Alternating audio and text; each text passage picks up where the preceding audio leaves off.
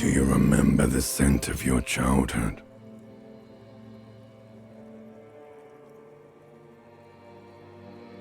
Do you remember your wife's hand on your face? That's right, funky baby. And you just stood there. One hand on the bottle and the other on your dick. Watching her go. Let it all be dragged away from you. Tell me, where are your friends? Human beings have friends, Harry boy. Where the hell are yours? No, it's gone. 3 times gone and never coming back. You failed. You failed me. You failed Elysium. Everything. The pale and the islas. On the surface. The outer magnetosphere. Burning, furious truth. 8,000 years of written history.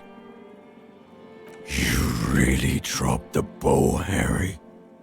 4.6 billion people. And you failed every single one of them.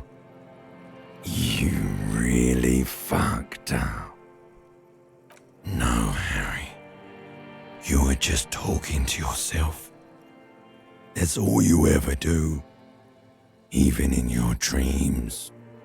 And the act is wearing thin. The spots of the disco ball fade around you. You'll be back in those cold snakeskins in no time, sweating up the bed. Stinky boy.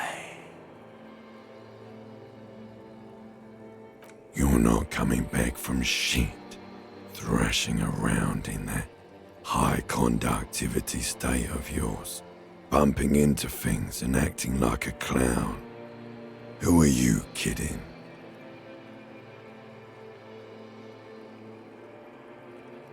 You're trying to what? I can't hear you.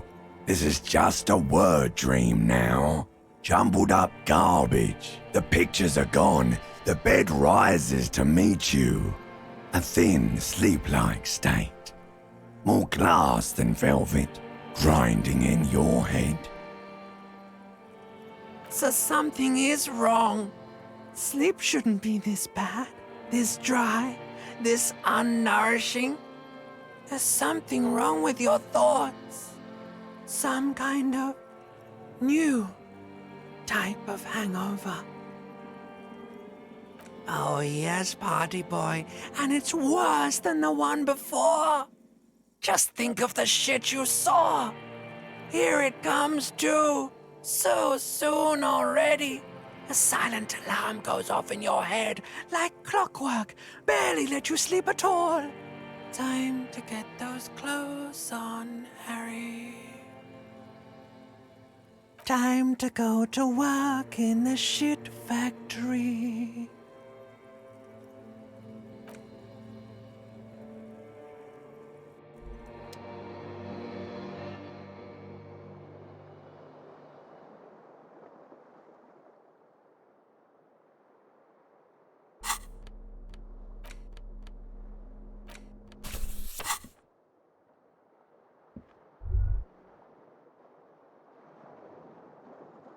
Good going, buddy.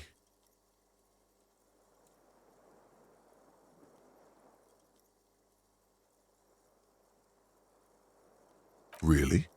Because you feel even worse this morning than you did last night. You mean, why are you so tired? Too tired and down to even think? It is worrying, isn't it? You can't be a detective like this. Detectives need to be able to think. It's just that your heart has finally pumped all the speed out of your system, Buster. Time to get some more. Don't do that. Stay strong. The hangover will wear off. You don't need to keep doing this to yourself. Are you sure? Ready to live as this pathetic shell of yourself for days? Basically, a week? Let's be honest, 2 weeks, maybe 3. You won't make it. Half the town will be dead by then. You will be fired. Suit yourself, slow, sad shell man. See how you do without your spark.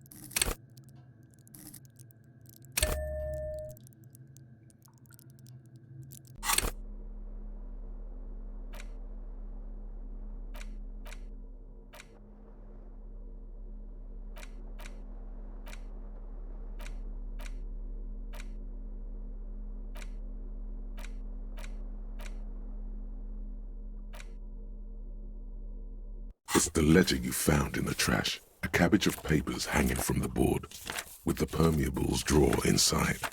It's barely held together by a clip, then made complete by the faint smell. It takes about half an hour to piece one together, a.k.a.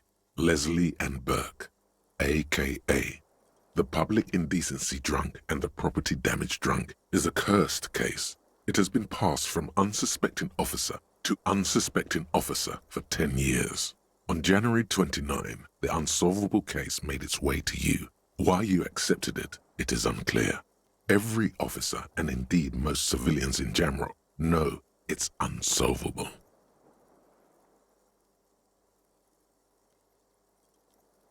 Leslie will always take his pants off when he's drunk. Burke will always trash everything. It's just what they do. It is their nature. You cannot change the nature of a man. And you can't lock them away because public indecency and small-scale property damage are not punishable by incarceration.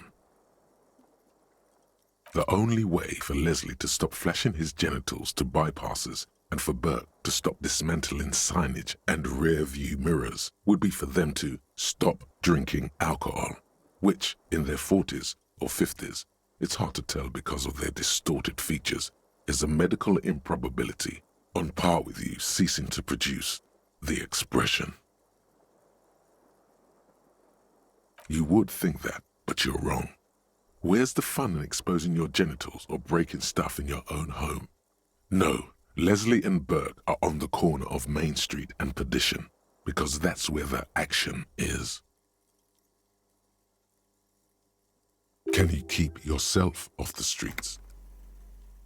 Threatening fines, dragging them to the station, locking them up in the hellholes they live in, locking them up in the station, hypnotherapy, even trying to get the local gang of Zemyaki to take them out.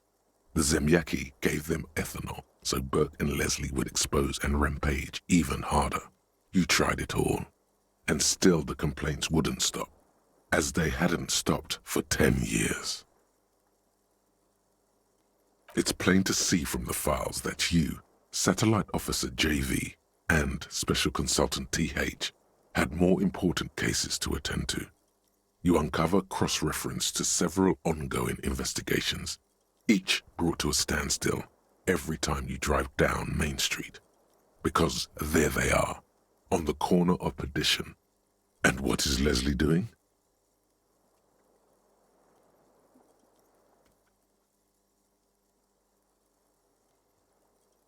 Good, you're learning. If the files are to be trusted, that's all there is to it. That and Burke breaking things, and the fact that they're both drunk. But then again, so are you. The case becomes considerably less comic one day when Burke takes a swing at your ledger.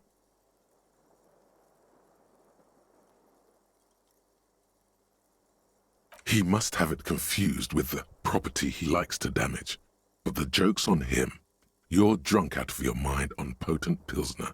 You slam the hardened plastic board in his face. Then you proceed to beat him unconscious with it. In the process, the ledger sustains damage. The compartment within, reserved for permeable documents, is jammed shut. You stop your assault on the now unconscious Burke to open it, but are unable to do so. The officer began to cry, reports Leslie, who, at this point, is tending to Burke. He came at us, and at us. I think he was trying to kill Burko. While trying to kill Burko, you slowly come around. The permeables compartment is open. You've smashed it open on poor Burko's kneecaps. The good news is, Burke can't walk anymore. Can't get out of his apartment, an invalid. With Burke to tend to, Leslie cuts back on the indecent exposure. Maybe he flashes his genitals to Burke, who knows, but both drunks are off the street. The complaints stop. The unsolvable case is solved. Which is also why the officer responsible narrowly escapes a disciplinary hearing. The end. Do you want to read another one?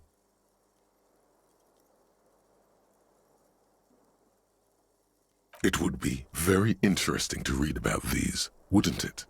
I mean, there seems to be a square-shaped entry wound in the victim's forehead. She's been sitting there for weeks, on her rocking chair, with a square hole in her skull, staring at the wall, her mouth agape. That's all you got. From the half hour you spent piecing it together, all you know is the entry wound was square-shaped. You never found the bullet. And then another body showed up, also with a square hole in his forehead. Who knows? Those pages are missing. What next? Don't worry. One day.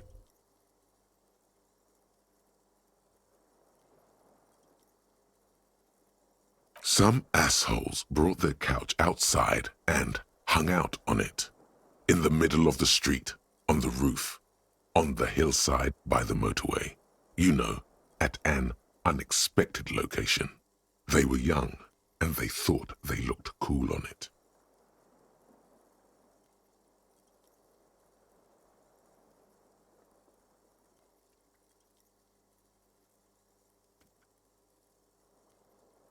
Insufferable dicks. Young people are the worst. So anyway, you got a complaint about the damn sofa, or couch, or whatever it is.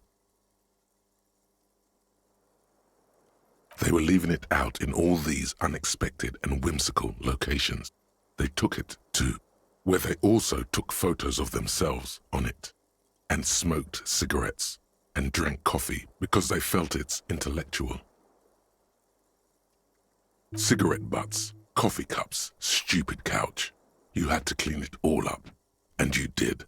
So congratulations to you. Case solved. No, you didn't have time for that. These notes show that you have what is called a real goddamn job. You don't have time to be chasing down the couch assholes. You have a real job to do. What next? Murder. Tum tum tum at the hookah parlor was a case originally assigned to an officer called Joseph Mills, who is now dead, of circumstances completely unconnected to murder at the hookah parlor. Beaten to death by a throng of Villalobos gang members when him and his partner J.M., only initials mentioned, answered a call one night. It's a sad story, and it isn't really represented in your case files. Stop stalling and get to the murder at the hookah parlor. Joseph Mills was on this case that he just couldn't solve, was doing it solo, said it was a real nutcracker, a real brain twister, was on it for, like, a month. The captain got impatient. Shit or get off the pot, Mills. Mills didn't get off the pot, not yet. He kept at it for a couple of weeks more, racking his brains, running with every theory, as outlandish as they seemed. Still couldn't solve the murder at the hookah parlor. Tough case, he said. Toughest he's ever had. No, he was awful. Awful sense of humor, too. The worst jokes you've ever heard. Really rapey. Still, he'd been on it for months now. Said it was the final case. Said it was uncrackable. That murderer had vanished into thin air. That goddamn hookah parlor was all he talked about.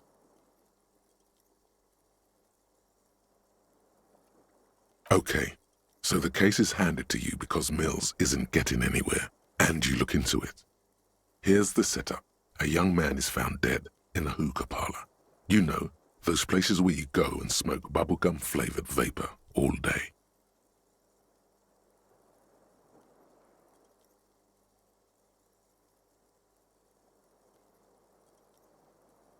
Yeah, so anyway, young man in his 20s found with his skull busted open, right on the floor of the hookah parlor, in the middle of the day. No one else is in there, only client that day. In perfect health, too. Some kind of movie producer. No one enters, no one exits.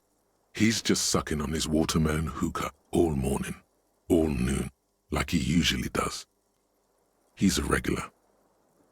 No calls, nothing, just sucking on the hookah until 15:45. Then bam, he's dead on the floor with his skull busted open, blood everywhere. What happened? How can it be? Mills has no idea. Invisible assassin, movie deal gone sour. Girl at the counter did it. Nothing fits. Eerie. Man just dropped dead. So you go to the parlor. You see cushions around the table.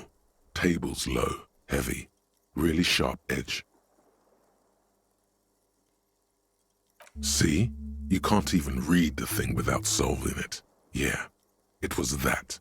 Turns out hookah does do something. It turns off your brain's oxygen supply, and you don't notice it until you get up to go to the bathroom. Smoking hookah. Didn't you hear? I don't know.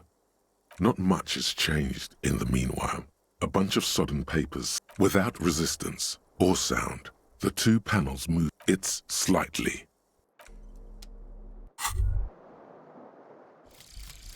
Rigorous self-critique. Here it is. Hard facts from the man you are. You once jerked off in the locker room and were caught. You held a young woman by the arm and kept her in your apartment for 20 minutes against her will. That's right. These are not flights of fancy. These are real deeds, Harry, emerging from the darkness of your past. You tried shooting a fleeing suspect in the foot, but hit him in the pelvis, crippling him for life. And, above all, you let life defeat you. All the gifts your parents gave you, all the love and patience of your friends, you drowned in a neurotoxin. You let misery win, and it will keep on winning till you die, or overcome it.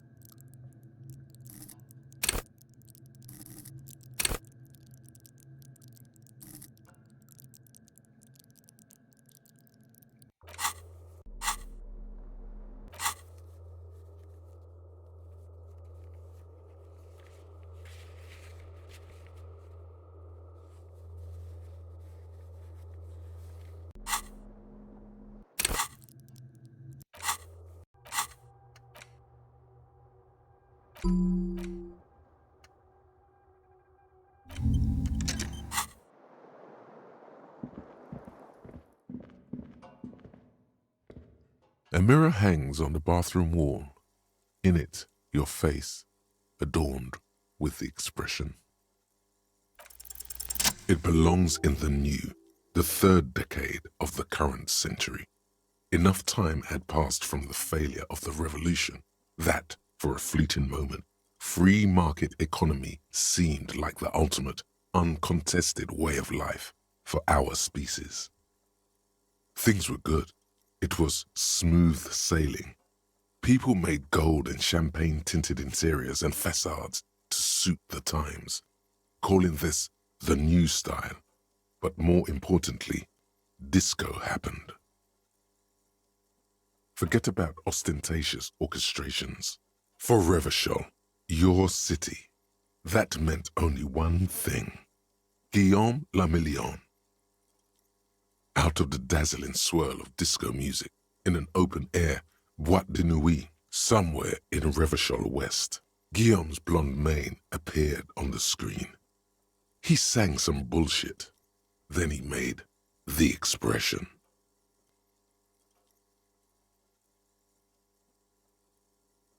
Everyone loved it. Maybe you thought some of the stardust would rub off on you. Maybe it did. Either way, it's all gone now. Only the grimace remains. The click is used to spur on a horse. It also features heavily in Guillaume le Million's regional mega hit, Don't Worry, Your Pretty Little Head. Sometimes you like to add finger pistols to the mix because, unlike Guillaume le Million, you are a police officer. It's your nifty little way to say, I'm armed and dangerous. There is a vast ocean of time between right now and the expression, looking good on you, or anyone. 2 decades, if the calendar is to be trusted. Humanity has run aground in that time. It's a different world now. The expression is a relic. You have some understanding of the near history of disco, plus the trivia you've picked up along the way. Episodic memory, however, remains in the dark. It may never return. You should prepare yourself for that. Not really. OO must have just stirred your mind. They're more like a disco rock band anyway. It doesn't have to be. You can swoon over Guillaume and his champagne-corked smile whenever you want to. Maybe some of the stardust will return.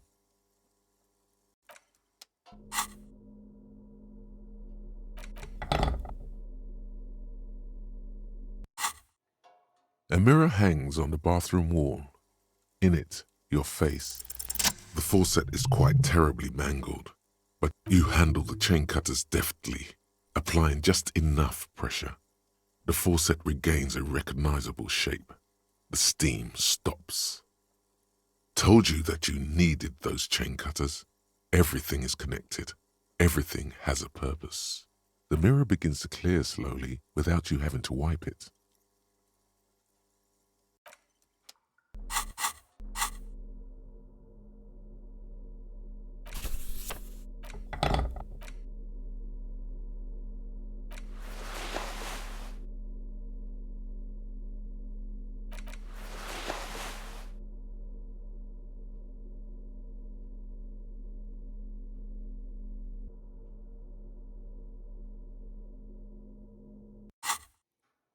A mirror hangs on the bathroom wall.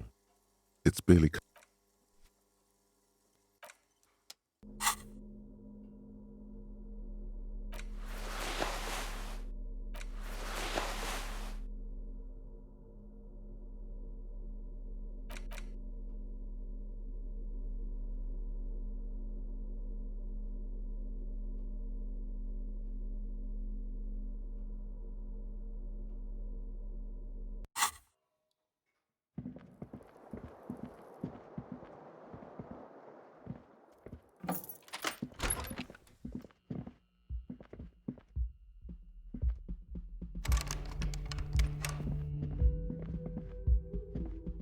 The door is closed. Still no answer. This door can only be opened with a key or from the inside. Still nothing.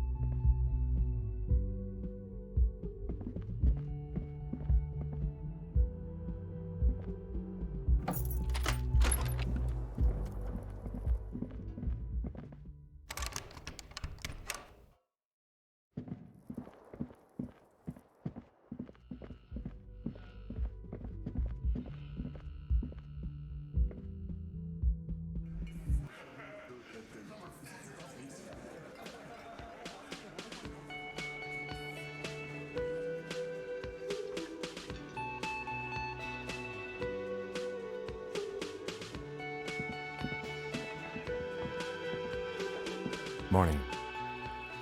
Looks like we can get to work at once. The union muscle turned up. They look rowdy. We should talk to them.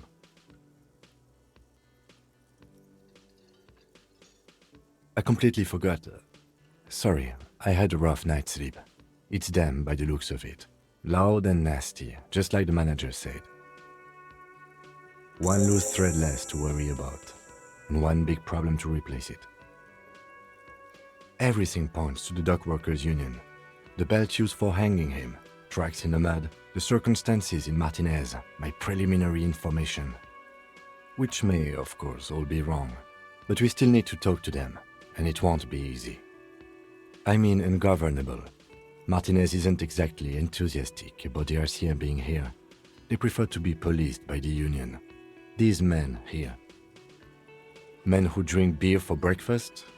There's talk of an armed wing of the union called the Hardie Boys. That would just escalate tensions. No captain would sign off on it. Solving one murder isn't worth a conflict between the RCM and the Debarders Union. In fact, even the death of 2 detectives might not warrant an all-out war. So let's keep a cool head, okay? One more thing before we do. We don't have to talk to them immediately. We can walk right past them, continue with our business. Good. A power move. Purposefully concentrate on something else first. But aren't you curious to know what they have to say about the murder? They're in no hurry to leave. They think they own the place. Anyway, I leave that choice to you. Whatever you decide is fine by me.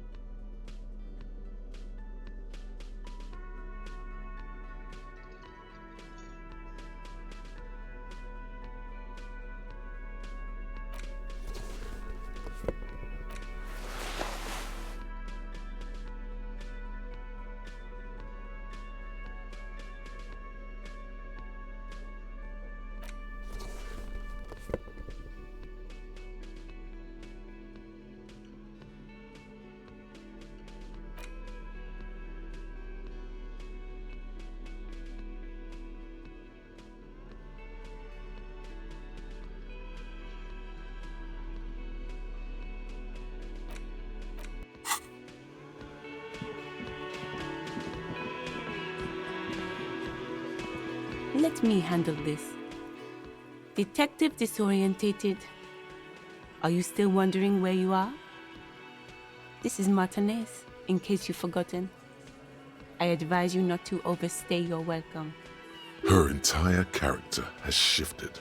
This young woman is cold as ice. Yes, extremely normal. I'm not a gardener, by the way. I'm a legal counselor for the Dock Workers Union.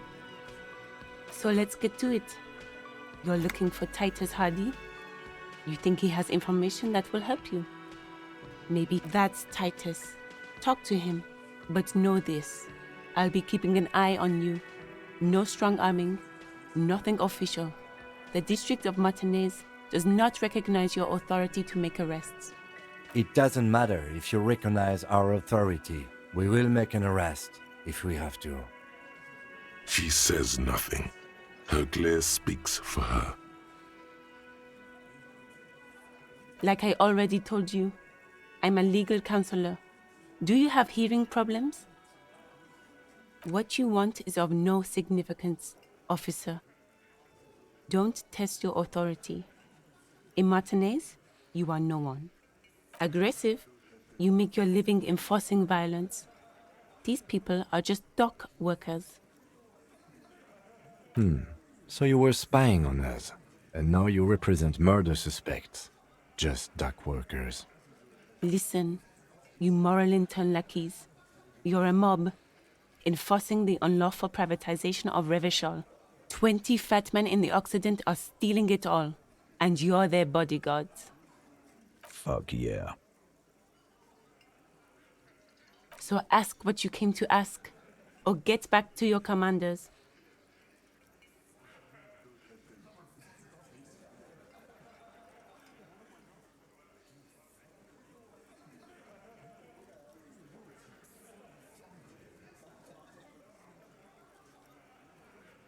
Look, a comedian. Do your job, ask your questions, then get out of Martinez. Strange. It's as if people don't believe a cop could be a socialist revolutionary. What are we going to do to you? The union isn't going to do anything to you. It is not a crime syndicate. It is a labor organization. Goddamn right it is. If anything, it is the RCM who do things to people. But we digress.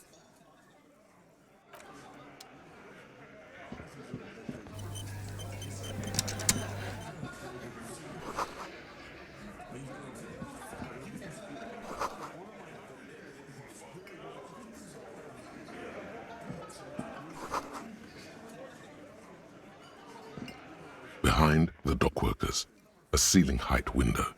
The hawthorn branches scrape the glass like bony fingers. There's a little slide panel up there to let some air in. No need to open it in spring.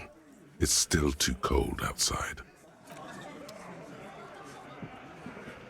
This is where you say your bit.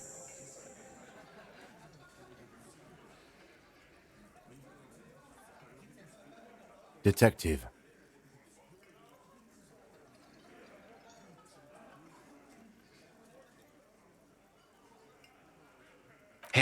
Hey, dipshit. You hard of hearing or something? The boss man's talking to you. What, is he fucking kidding? This guy high or something? Hey, asshole, up here. We're talking to you. We are looking for Titus Hardie. Oh, this is about him.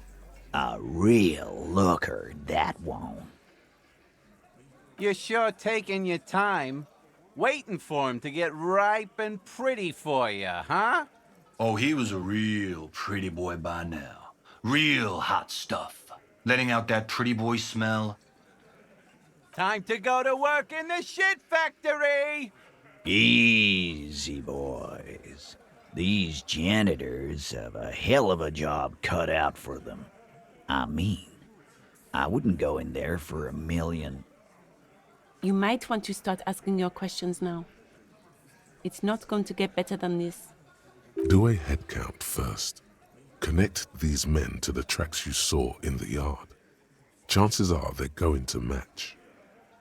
Starting from the right, boot size 44, blonde man, in his 30s, overbearingly masculine. Sitting on his right, standard working boots, size 45 or 46, eldest in the room, probably mid-50s, smoker, quiet.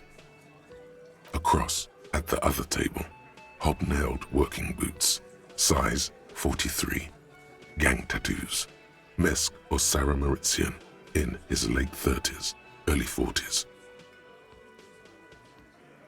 And then, standard working boot, steel reinforced toes, size 46, the big dick, wide at the shoulders and lean at the hips, rugby cap, fingerless gloves, and numerous scars, a little under 40. The emblem on his vest says Rowing Club. A little patch below it reads T. Hardie, Captain. In the far corner, standard working boot, steel reinforced toes, size 44, 40-something, non-alcoholic beverage in hand. You squint. Is that a plectrum? Size 41, with the light step. Not a child, after all. An older man with a rat face, mean, watery eyes, and 2 front teeth missing. In the middle, heaving and wheezing. Big guy, boot size 46, deep marks. Probably carried the victim over. He alone is 130 kilos.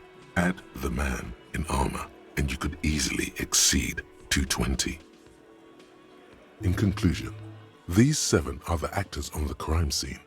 The footprints were theirs, but there's a discrepancy. Exactly. You've stood there for about 4 seconds, not saying anything. Hit them with questions. Where's the 8th Hardie? The fuck is with you, fella?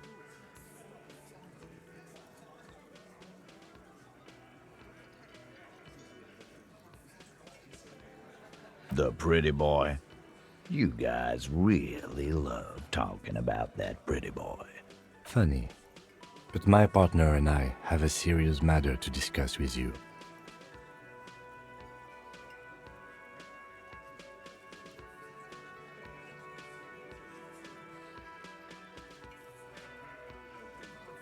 You mean these boots? We all got a pair. We wore them the night we took the pretty boy out back and hung him by the neck. Yeah, we did this.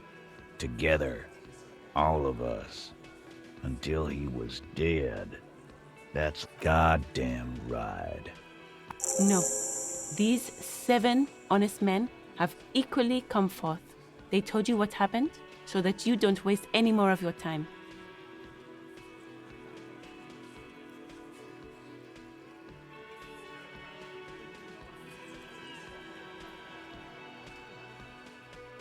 How many people have you sent to the Shays? Ever felt remorse for them? Chaise électrique is the method of capital punishment in Revachol under the coalition. During the suzerain's reign, it used to be the firing squad. Or send them to Reunion to rot. For 20 years. For life.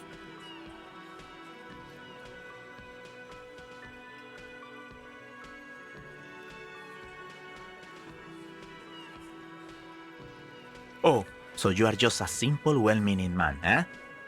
Ever been in solitary? Prison is a charter. That's what it is.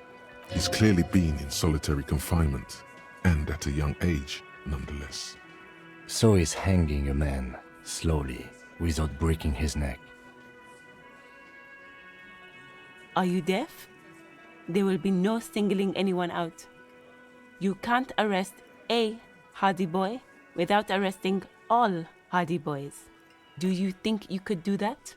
Do you think you could arrest them all?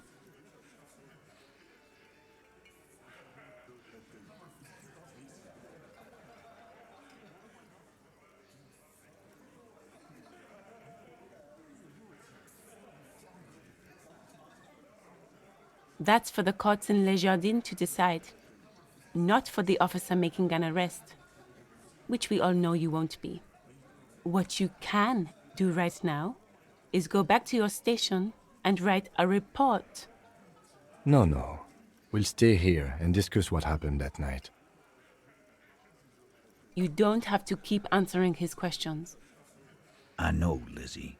Relax. We killed him last Sunday night. Seemed like a good way to end the week.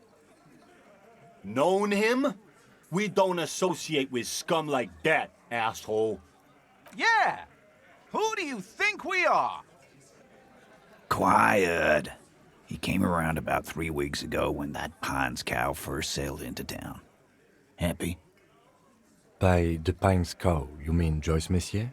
A representative for White Pines? The same company you are striking against? No. I mean the Pines cow. The stupid-ass cow they sent in to fuck us over. But you know what? Why don't you ask her about the pretty boy? I'm sure she has interesting things to say when you ask her hard enough. That's enough insinuation for today, Titus. Officer, your interview is drawing to an end. Don't waste your last questions. Why? 'Cause he was worthless mercenary scum. And he stepped out alive in my town. And he stepped out of line. What kind of mercenary? The kind that shows up when you start a strike. The experienced kind, too. Had Cohoy and Semenine written all over him. Ex-Oranese Special Forces. A live grenade. Right here in our bar. This one has a special gripe with him coming here. I can't prove it, but I know he was sent by the Wild Pines. They hire merc shit like that. Story of every strike from here to Samara.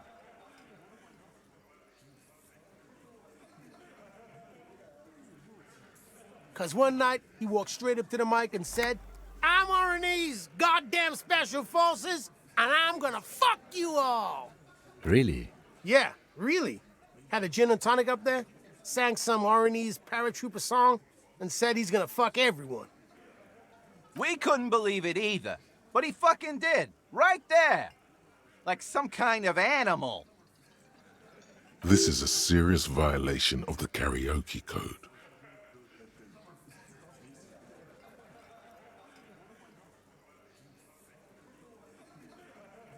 Wrong. He harassed women, raped one, harassed workers, threatened to kill some as a warning. There's slight unease in him, suddenly. He regrets mentioning the rape. To kill us all, if we don't open the gates, if we don't let the scabs in, if we don't bend over. And that was before he started coming here. Yeah, he said it was his favorite joint now. Started to come in here every night. Drinking, grabbing girls. Grabbed one of ours mid-karaoke, right there on the stage. He grabbed someone? Yeah. This girl's on the mic. A beautiful girl, young. Gets into the second verse of Lover Lake. The fucker grabs her legs, starts screaming. Show me your cunt! Why don't you show me your cunt? Then, he gets knocked on the head with a wine bottle. Doesn't even fall down. Aren't you fucking listening? My man is talking to you. He took care of it. They got the girl out before anything else could happen. Yeah, me and Eugene got her out. Aren't you fucking listening? No, you're not getting the name. That's a Martinez matter, and I'm not discussing it with you clowns. We hanged him up by his neck until he got real still. Wasn't that obvious, copper? Didn't they teach you anything at the cop school, idiot? This is where an autopsy would come in handy. You have to work with what you know.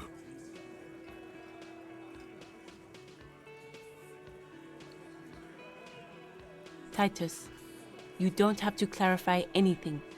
We overpowered him, dragged his unconscious body to the tree, put a noose around his neck, and hanged him till he was dead and steady. Then we left him for seagulls, maggots, and you fucks. Make them a bit more uncomfortable first, then see if it all adds up.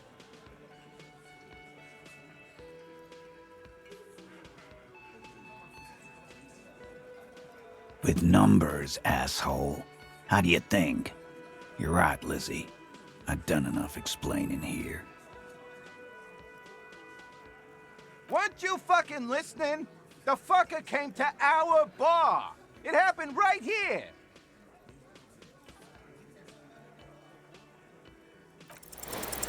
Actually, they're admirably, surprisingly composed.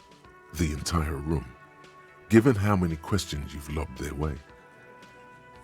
Well, this one, but he's always fidgeting, so don't get your hopes up. Like what, Copper?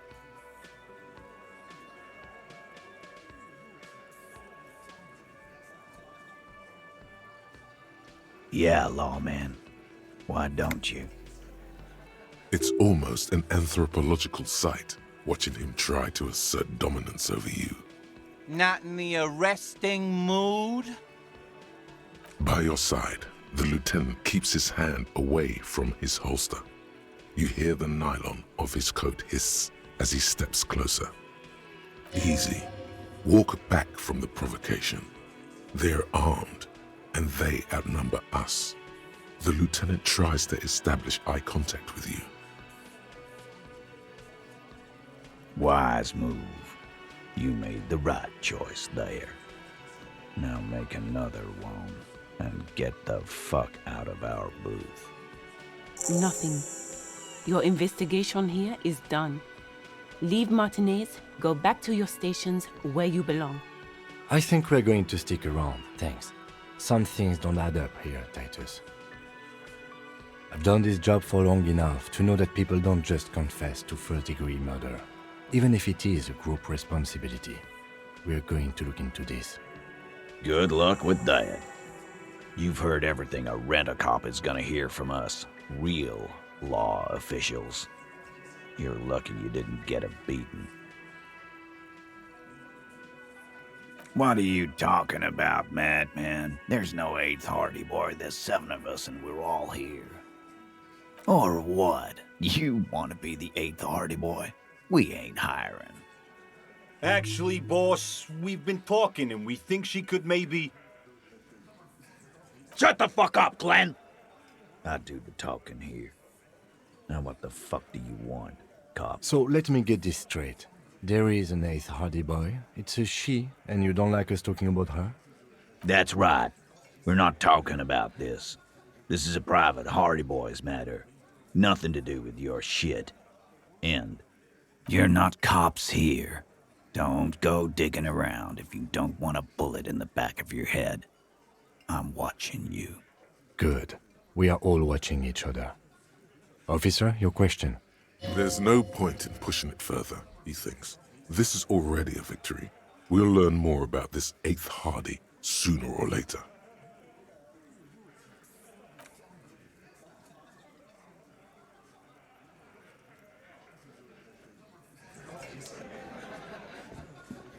I've got nothing to say to you. Why are you? I am not. You could be, Liz. You could be anything. You could even be a model. Even a mod? Glenn, I went to law school. I am an attorney. He's right. With a face like that, she could be on the cover of Le Debutante International.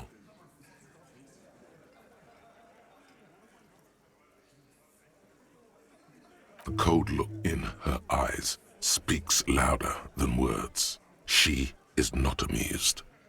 It's not her. She's not a Hardie girl. Definitely.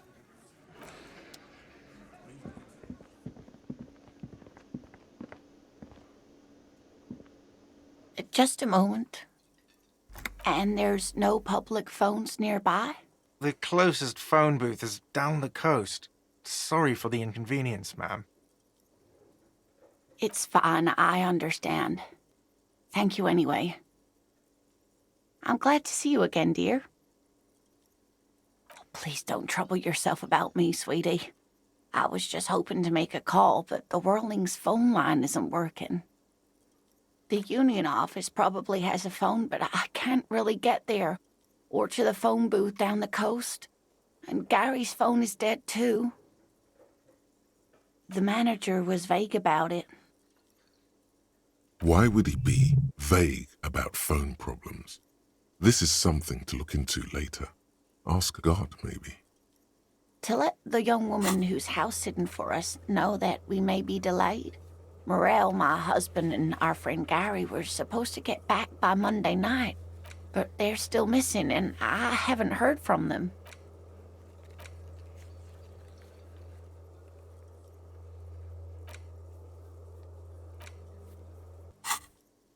I was also hoping she'd heard from Morel.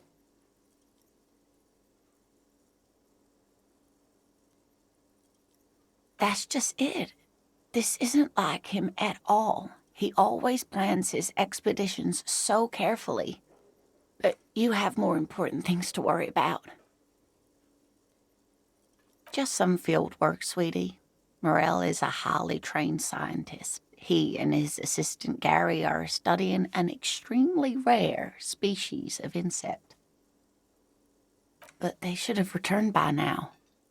They were just going down the coast across the waterlock to set a few traps. He said they'd be back on Monday. What could be keeping them? The waterlock, that was broken. Could this be it? Oh, sweetie, it's nothing like that. Gary's as loyal as they come. I trust him with my husband's life any day. Oh my, what happened to the waterlock? Well, whatever the cause, I'm thankful. To both of you. You've spared me another sleepless night. You're welcome, ma'am. I hate to ask, but if your investigation takes you to the other side of the coast, please do keep an eye out for my husband. This will surely lead to a cryptozoological mystery with that extremely rare insect. Yes, some left-field scientific research is exactly what you need right now. Funk up that vanilla murder investigation. And if you see him, let him know Lena is waiting for him here at the Whirling. He gets so tangled up in his work that he may not know the waterlock's been repaired, and it's cold out there. Oh, you're such a dear. Thank you, sweetie.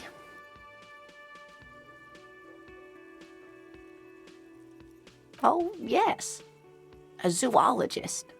A cryptozoologist, to be more precise. It's a pseudoscience that attempts to legitimize research into mythological beasts and urban legends. That's one opinion, yes. And people are entitled to their opinions. My apologies, ma'am. I did not mean to undermine your hobby. It's not a hobby, dear. It's a subfield of zoology, one specializing in animal species that are so exceedingly rare that many assume them to be extinct or even fictitious. Searching for such species called cryptids is difficult and often thankless, and frankly, many scientists are too lazy to do it. Universities these days are rarely interested in supporting real research. She's completely internalized her husband's struggles. They are her own. Oh dear, I'm not sure where to begin. Well, his expression is slightly grumpy, but his eyes are always bright and curious, like a small boy's. And his palms are quite coarse from all the field work, but he's quite gentle.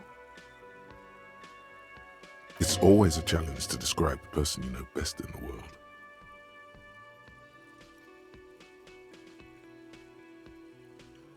Oh, well, he's a bit shorter than you, but with a larger frame, and he has longish white hair, usually a bit uncombed. You might say wild, even.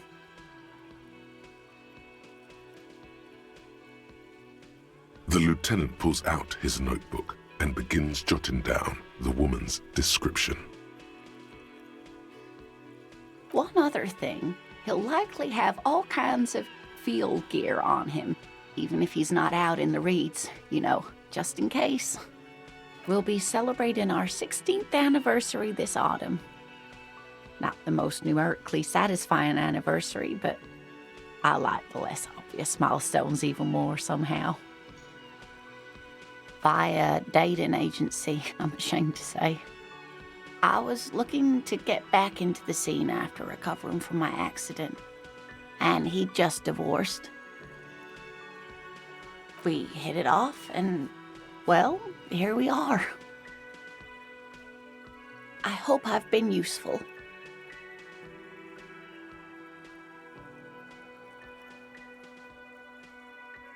Oh, sweetie, it's fascinating.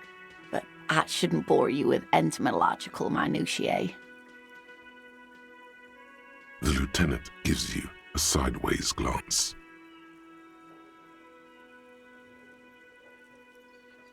Well, it's a phasmid, technically, but... Ah yes, Phasmatodia, a diverse group of insects whose bodies resemble twigs, leaves, that sort of thing. Ghost insects, colloquially. Oh yeah, here comes the interesting. Where other phasmids imitate sticks or leaves, this one's a living reed. It disguises itself among the reeds here on the Insulindian coast. Hence its name, the Insulindian phasmid. Perhaps you'll end up co-discovering the phasmid with us, officers. I knew it. We're gonna be chasing made-up insects with cryptozoologists. It's not made up, officer. I can assure you. It's simply elusive, so much so that most establishment zoologists doubt it exists at all.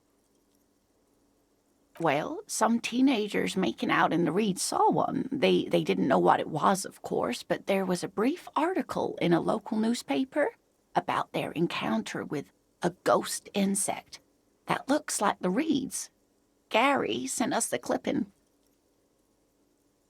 Of course, most phasmid sightings turn out to be false alarms, but their description matched the Insulindian phasmid perfectly, and they didn't even know what they were looking at. Not at all. Why else would it hide itself so carefully?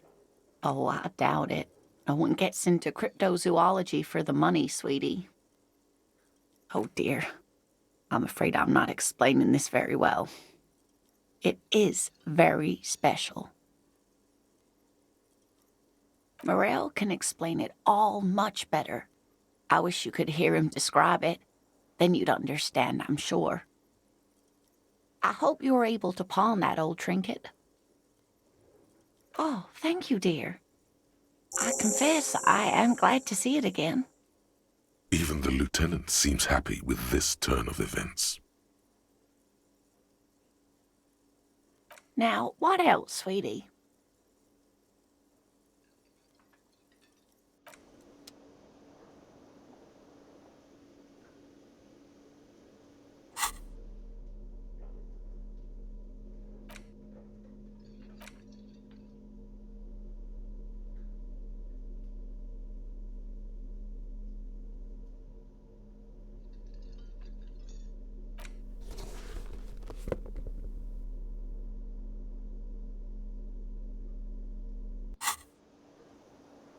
Oh, hello, dear. There you are again. There's really no point in manipulating anyone. She'd be only too pleased to tell you about her work. Go on. Oh, I'd be delighted. Truth be told, I could really use the company too. One cryptid, not a couple. One. This won't turn into some kind of cryptid extravaganza. He nods and assumes a waiting posture. Ooh, tough choice there.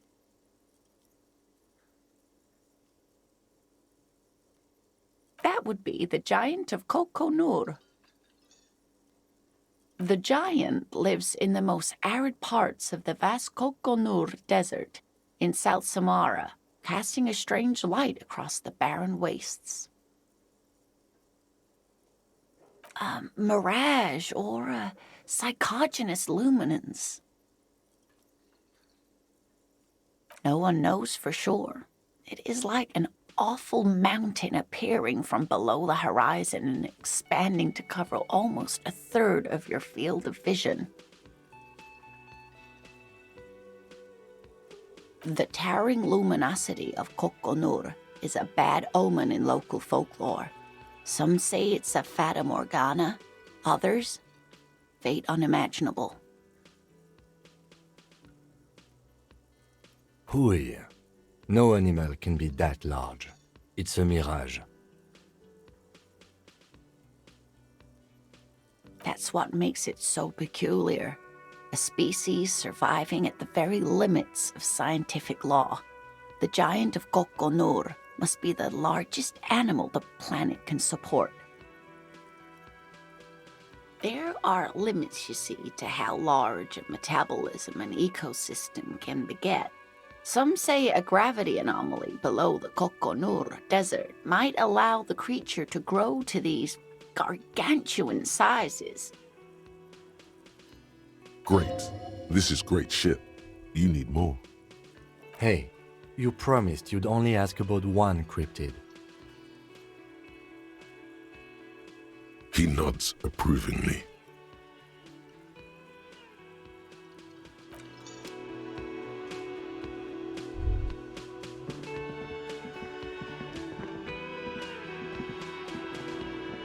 Can I help you?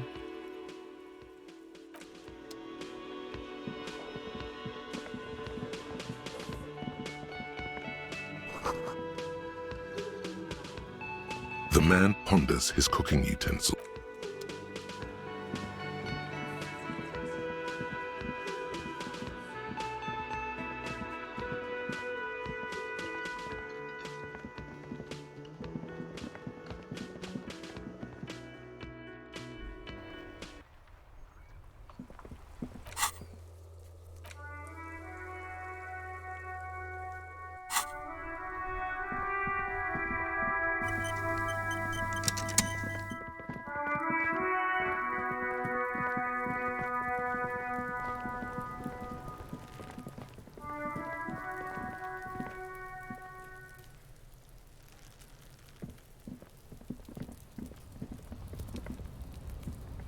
An inconspicuous pile of the roofing material.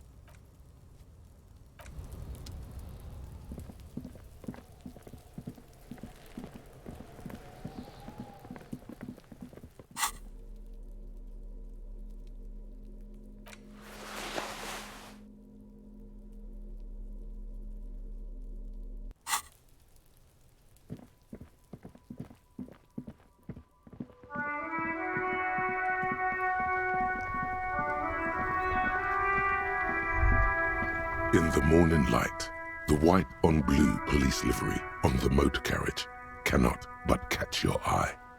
Do something important? Something murder-related? There's always something important. Doesn't mean you can't take a moment to admire this piece of machinery. This is a Caprice Kanema, the Caprice Motor Corps follow-up to their highly successful workhorse, Caprice 40, and the answer to the Lum's racing breed, Ferv series. With its air-cooled, rear-mounted 12-cylinder compression ignition engine, driving the rear wheels through a 4-speed manual gearbox, the Kanema is able to reach 100 kilometers per hour in 13.5 seconds. The high center of balance is offset by a large battery bank mounted at the bottom of the cabin, feeding all the auxiliary systems and making the Kanema effectively a mobile power plant. Due to a quite steep price tag, it is very unusual to see one in police livery. You want to take a closer look?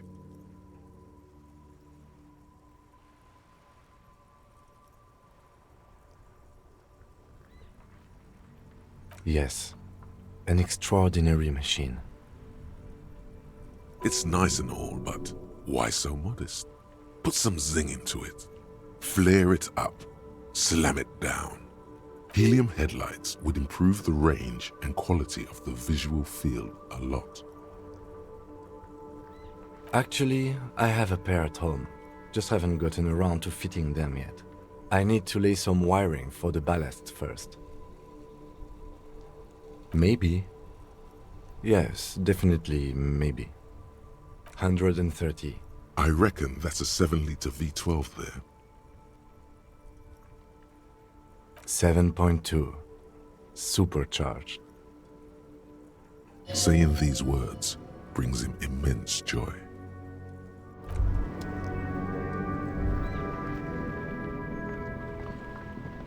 Inside, you see a set of steering levers, a radio microphone, a pull-out toolbox, and the soft glow of the fuel preheater gauge. This is Precinct 57. How may I assist you? Yes. The armor was produced by Fairweather in their facilities in Bétancourt sur la Clé in 42. It was part of a special order for Corps de Pharmacie, a security firm contracted to protect the interests of Oranese pharmaceutical companies in the Semenine conflict. So, it seems the armor went to Semenine. That's where the paper trail ends, though. Even the firm has proven difficult to track. Corps de Pharmacie has been renamed several times over in the years since the armor was issued. The most recently registered firm that the ICP has been able to connect to the CDP is a military contractor called Trinell, and the one before it was Downwell. I think they might be the same contractor. A suit of armor like this would have been manufactured with a particular person's physique in mind. You should ask for whom this suit was fitted. Yes, but the ICP tends to be reluctant to share private sector records. I could try to talk them into it, though. This is a fun challenge for her, an opportunity to contribute beyond doing her job by rote. She'll gladly put in the extra effort for Team RCM. Glad to help. Call back tomorrow. Hopefully I'll have more for you then. 57's over and out. In the cabin, you see a set.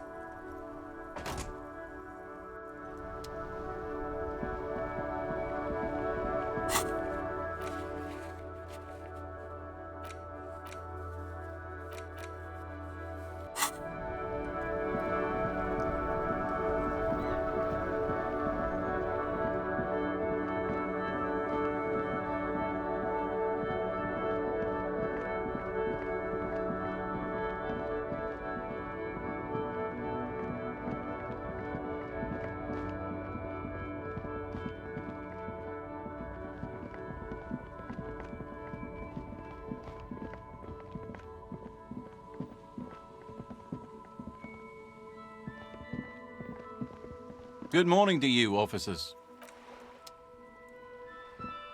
A couple of indicator lights are missing from this control panel. Loose wires dangle from the now vacant holes. In the middle is a lever.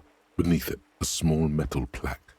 This panel usually closes the water lock, turning it into a bridge that lets you cross the canal. But there's a crashed salmon and butter sign in the way. Pulling the lever probably won't do anything. You pull the lever all the way up until the metal clicks against the contact pins. You hear a soft clunk. Then, nothing happens. A spring brings the lever back to its original position. You still need to close the water lock to get across the canal. Wasn't there a sign over there saying functionality will be restored on Wednesday morning?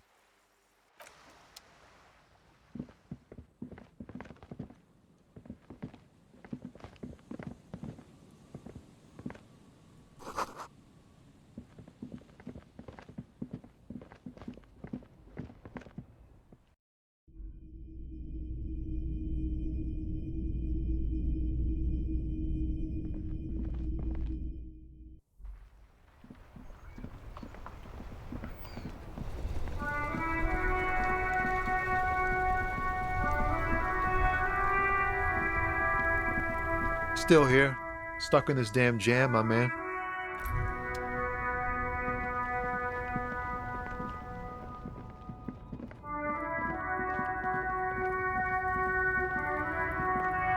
Looking for something, Hunt? Oh, not much anymore. I'm here to pick up some cargo, but... apples. Yeah, apple. He's given you the runaround. Let's...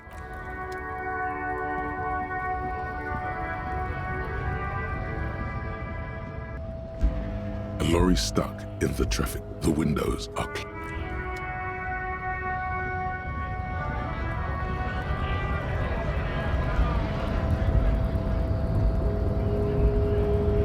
Hola, Wandering Man. How can I help you?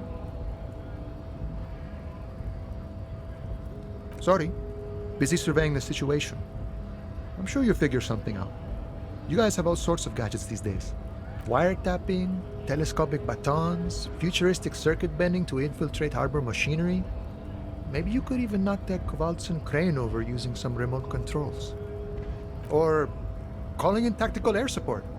You guys have air support, right? Because we don't. We don't have air support or any... I get it. Hush hush about the secret technology. All right, I may have some advice for you on how to deal with Jean-Luc there, out of solidarity to the RCM. It's low. First, don't fight him, obviously. Second, get him to share his theory by being subordinate. Admit your lack of expertise. Basically grovel. That's how I do it.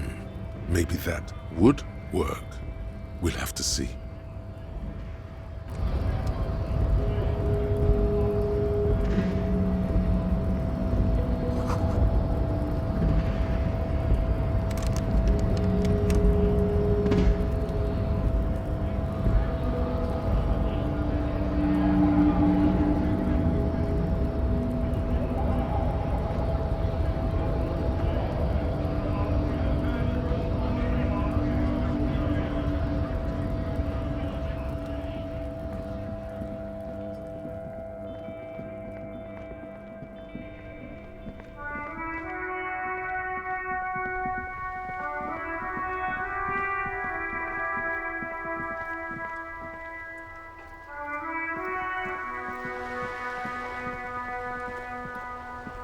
Officer!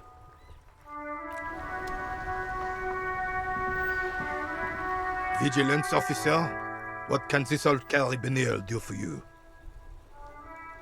Ah, yes! King Philip III, on his steed. A reminder of what Revachol once was. Oh, absolutely. At the mercy of a cocaine-snorting tyrant who emptied the treasury so he could sleep on a bed of gold. A superpower, feared and respected. A testament to what this country can be under the leadership of a true king. Someone who knows how to rule. Decisively, without fear of offending the sensibilities of the frail and weak-minded among his subjects. This is something the insurgents never understood. A nation is only as strong as its leader. That's why it was such madness to try to... Don't get started on that again. What happened, happened.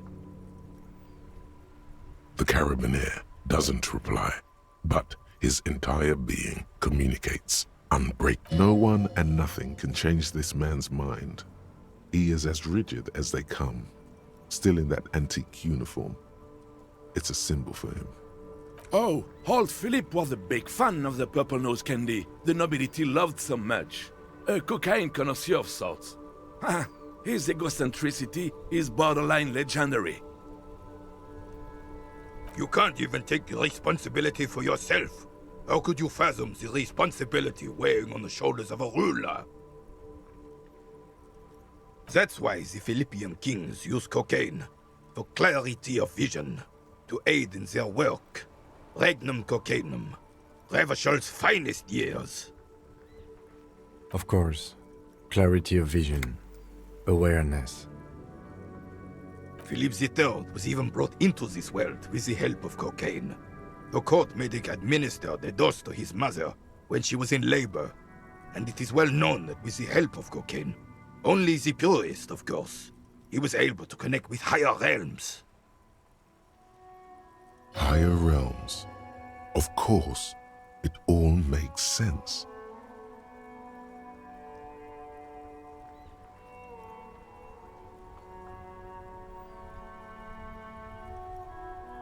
From what I've seen of the officers of the RCM... But I don't want to get into a debate about drug policies. Right.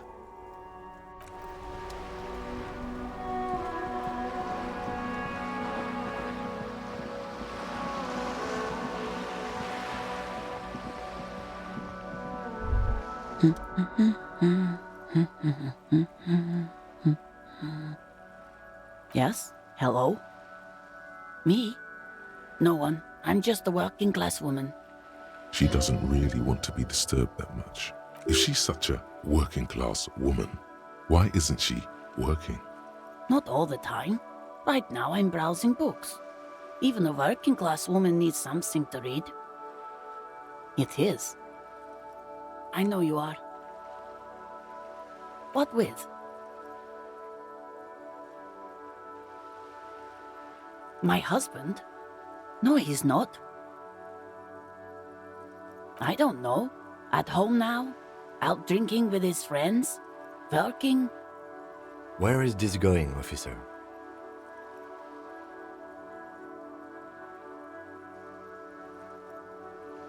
Yes, but I don't really need to know where my husband is. Not all the time. No.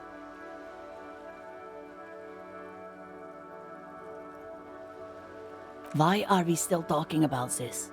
I haven't lost my husband. She has, though. The husband is totally lost. You should tell her that it's okay. What?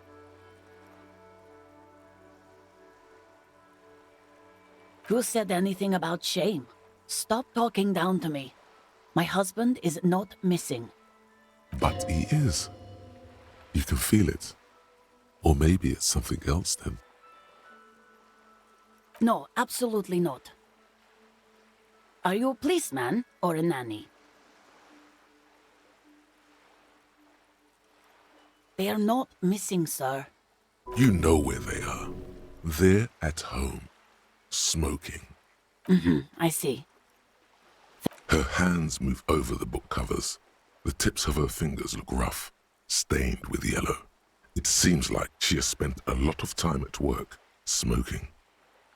I don't mean to disrespect, sir, but you are being a bit of a cockatoo here. For what it's worth, I agree. But cockatoos can't be stopped when they get like this. It's better to indulge him at this point. Nothing. Go read up on them if you're so interested.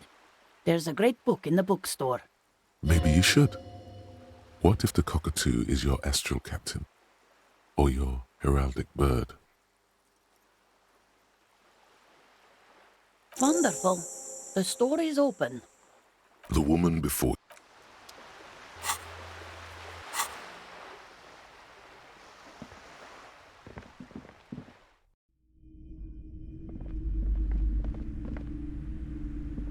Hi, Ace Detective.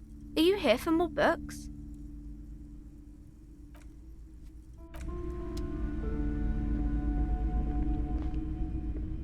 Hello again, esteemed officer. And well, a book about cockatoos? There should be one upstairs.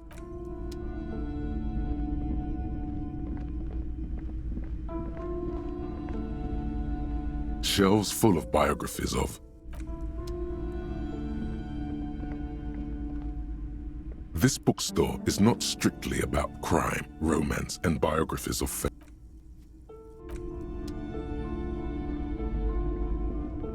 Shelves filled to the brim with. A sulfur-crested cockatoo sits on the cover, its beak slightly open. It turns out that there are so many different cockatoo species, and they all have behavioral problems. It's a must-have if you own a cockatoo. I've heard they're quite capricious.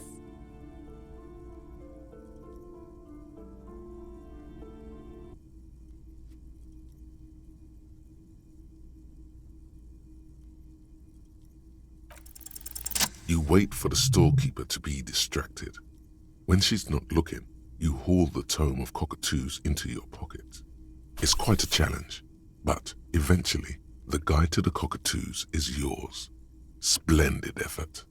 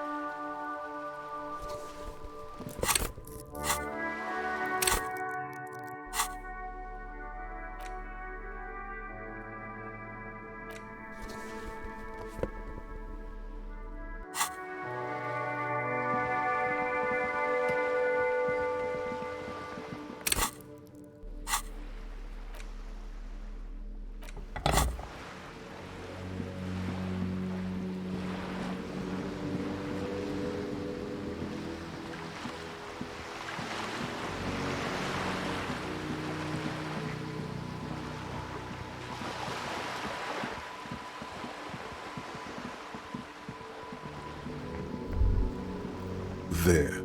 Working class drunk. You know what this means, right? Cracked it.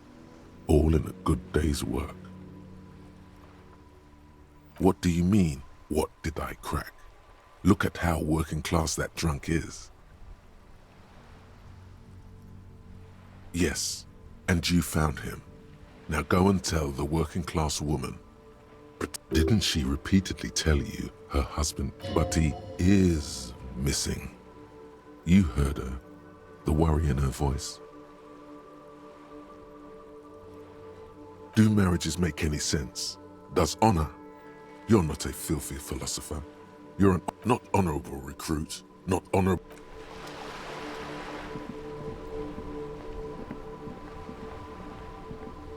Vigilance officer, what can this old carabinier do for you?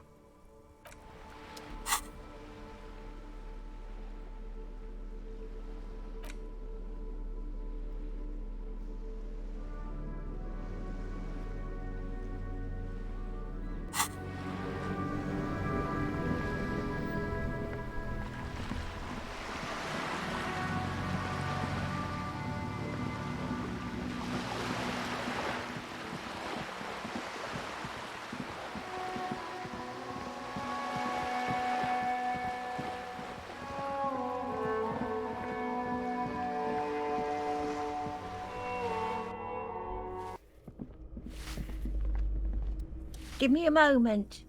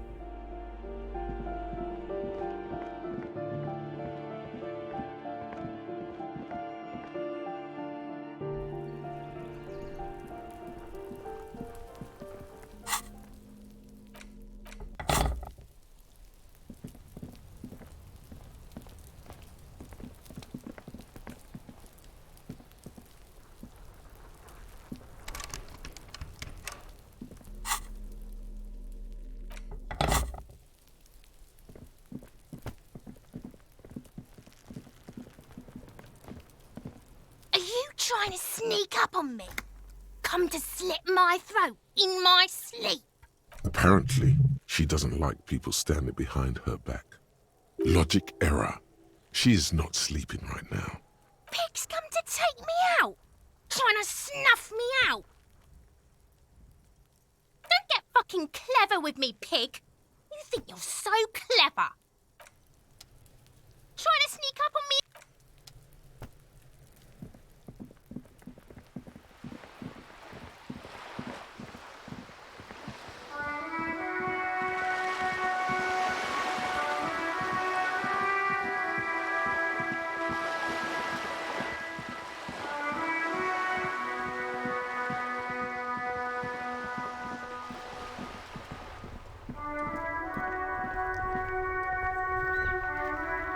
The dented yellow mailbox greets you with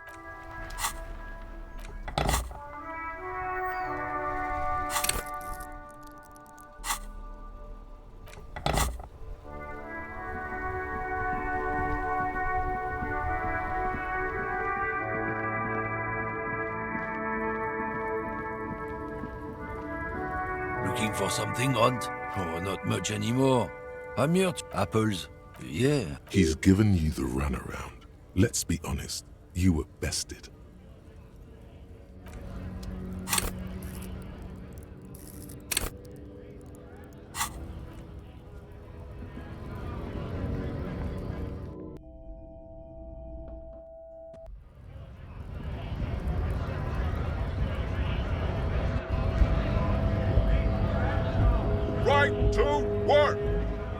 to work!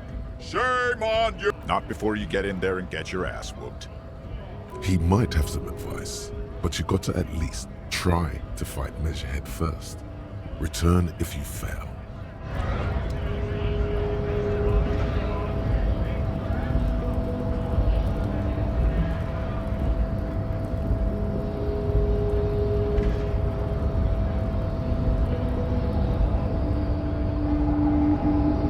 Your race descent has only worsened since I last saw you.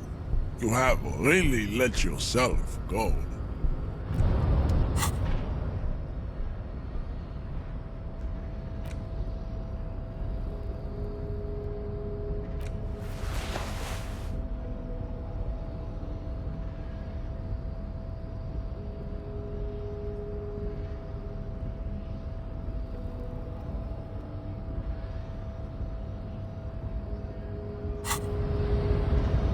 Your race descent has only worsened since I last saw you. You have really let yourself go. Ask what kind of races there are first. Classification is core to this stuff. Do you?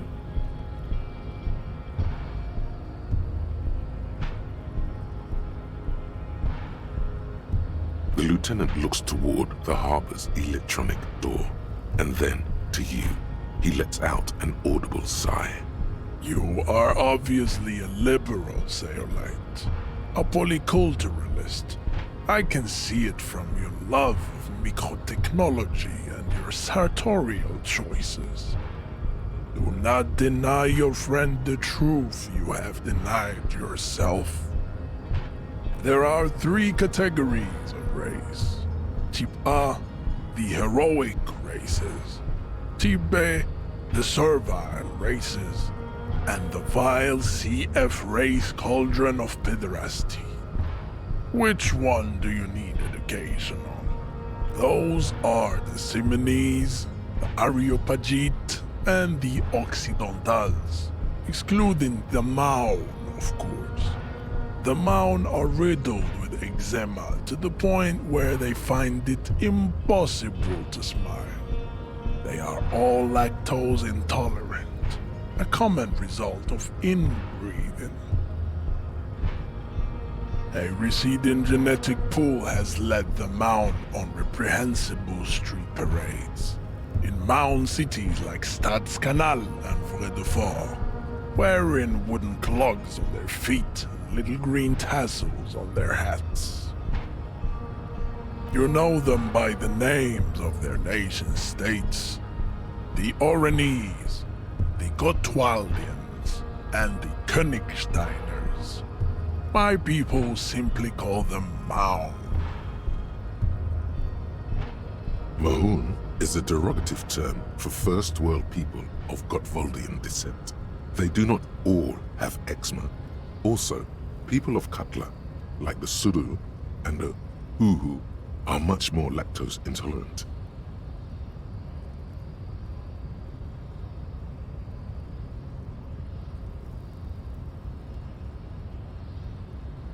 In some municipalities of Oranje, people do wear shoes made of wood to street parades. Green, orange, and even yellow tassels have also been seen on hats. The Maun are proof that you can have too much Occidental racial purity and tassel-centric culture. Inbreeding has led to a lactose-intolerant subrace whom no one can take seriously. The Vespertines and Messenians of Vesper and Messina, the ancient Meteorans of Meteo by the golden Pisantic Sea, the Suren of Sur-la-Clé, and even the North Königsteiners, all have type A race propensities. The other large mondial civilization, the Mesk, are too yellow and oleaginous to count as a heroic race. True, they are violent and expansionist, but they have a glandular problem. Overproduction of sebum. sebum is leaking into their brains, making them listen to El Mariachi music and eat toxic minced meat-based food, which in turn only produces more sebum. As proven by the Mound and the Mask, Occidental Type A is in retrograde. The Simonese and the Areopagites are on the ascent. The indigenous people of this, the Insulindian archipelago. The Simonese inhabit the southern islands. I am Simonese, from the stock of Ulumbuir on Ile de Fantôme. The Areopagites are the master race of the Ile Maran deserts. The Simonese are descendants of the Areopagites. We came here during a heroic migration from Ile Marat to Ansuland, thousands of years before the lactose-intolerant Mound Reden Occidentals discovered this place. The Areopagites are sleek, long-headed. The Simonese are powerful, mesomorphic. The former is an immutable progenitor, unchanged since the Super Isola of Pericarnassus. Ancient brains rest in their slender skulls. The latter is perfected and adapting. Together they form the Simeno-Areopagite or Simeopagite superrace. That is all. There are no more Type A races in the world. Nature was not capable of more. Type B are the unheroic races, amorphous non-competitors of the great race. The Khoikos and the Vacholiers, they are mud-colored people. The Khoikos of Grad, Yugo, Zhimsk, Shest et al. Are what you would call white officer in a suspect description. Yes, to an untrained eye, the Khoiko appear white and pinkish, like a hand sandwich. But look into their eyes and you will see. They are of an indistinct color, and so is their skin. Unhealthy, muddy, and ashen. Pinkness is a racial quality that has to be earned through centuries of advanced ballistic warfare and cultural domination that the Grad people have undergone for drinking Al Ghul and smoking the degenerate tobacco herb, and for eating potato. The Khoiko, the countless micronationalities of Grad, are all inexplicably obsessed with potat. The only thing they like more is dividing into microscopic ethnostates, like political amoeba.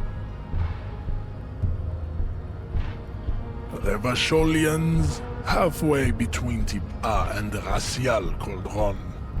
Two makes to know right from wrong. You tried your degenerate little revolution, which was the single greatest failure committed by humans in our 82,000-year history on this planet. Is it 82,000 years that we've been recording history? You have very little idea of what is happening, but that seems a little off.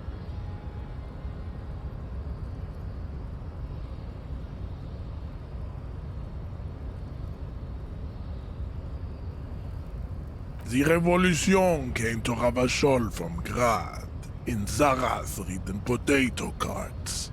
It is literally an illness, a prion disease that leaves the parietal and frontal lobe ridden with holes. A soft, sponge-like mass of dementia, hallucination, and paranoia. The revolution is fatal familial insomnia, a hereditary prion condition passed from the Khoiko to the Occidentals. but not sexually. Probably through trade routes and potate acid, the prime component of the potato plant. Enough of type mediocrity. Types CF are a museum of failed chimeric experiments and tragic maladaptations. They are tortured creatures waiting to be put to sleep. Your morbid interest in them worries me. Lesser races like the mosquito, a grotesque mixture of a masked woman and a Seminese man. Only possible if the mother is masked and the father Seminese. The other way around, they fail to produce offspring. The mosquito is born sterile, like a donkey. All they have left is to ride customized motor carriages with hydraulic suspension, listening to aggressive El Mariachi music to vent their impotent despair. It seems unlikely that two human beings produce genetically sterile offspring.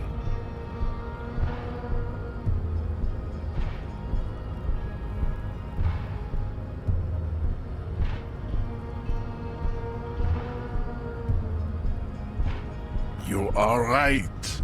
You have misunderstood. You lack basic phylogenetic education. Then there is the Seminokoiki Chimera. Are you sure you wish to know of the Seminokoiki Chimera? It is not an aesthetic site. The Koiko, as you know, are very servile, especially when they meet the rich man. Racial scientists have toyed with the idea of crossing the Seminese with the Koiko to produce a super worker of Seminese strength and grad servility. This will never happen. The Seminese and the Koiko may have similar interbreeding problems as the mosquito. We will never know precisely. No Seminese man could maintain an erection in the suffocating potato stench of a Koiko woman, or Koika. But enough. It is cruel to entertain ourselves with the deformities of Type CF. Were there any able-bodied races you needed education on? You understand nothing. To solve the great race enigma, you have to first ask yourself, what is the race enigma? You have not even worded the mystery, let alone solved it.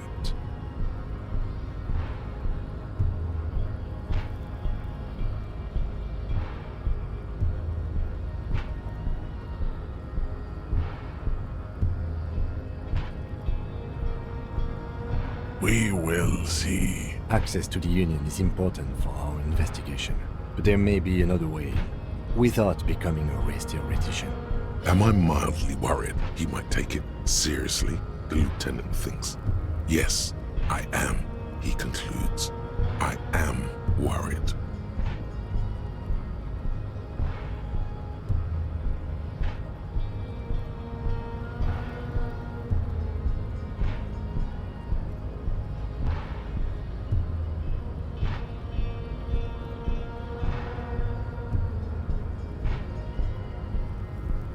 You need to internalize what you have heard here today, then return to me.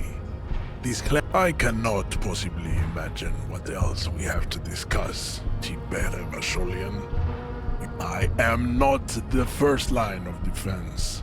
I am the last. In addition, these so-called Hardie Boys are an effeminate clique of bodybuilders. Their company is spiritually degrading. The Hardie manlets are on the pay of the company. I answer to the Union alone. And I do this out of race heroism. Finance is an alien concept to the Seminese. Now leave me be. I must luxuriate in the company of my woman.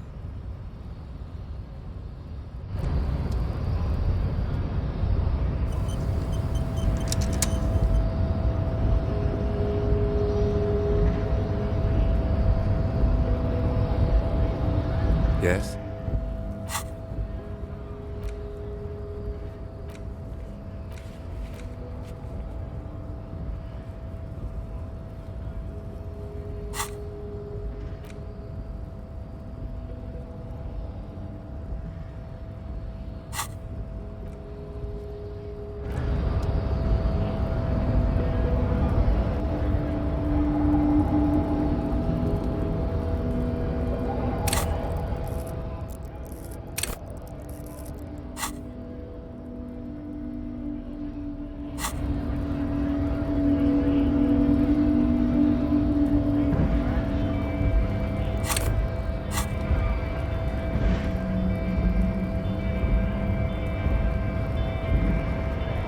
Hola, Wandering Man. How can I help you?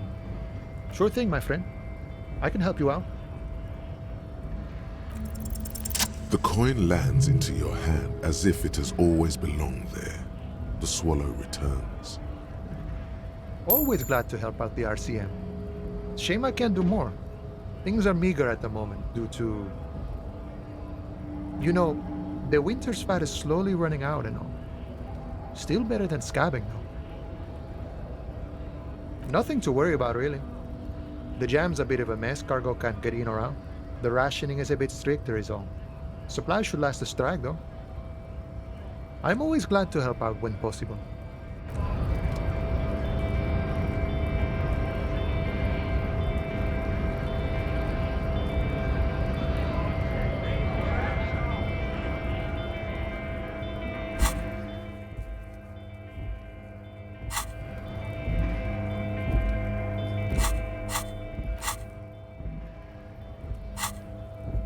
Looking for something, Hunt? Come to tell me to... Oh, not much anymore. The strike? Apples. Yeah, He's given you the runaround. Let's be...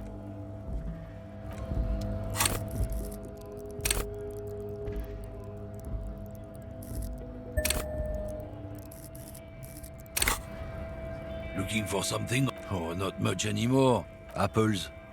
Apples is exactly the kind of thing you'd say if you had something to hide. Look, as detective. I come from a long line of lorrymen. We got ancient rights and privileges. Oh, I'm here to pick up a load of fucking apples, man.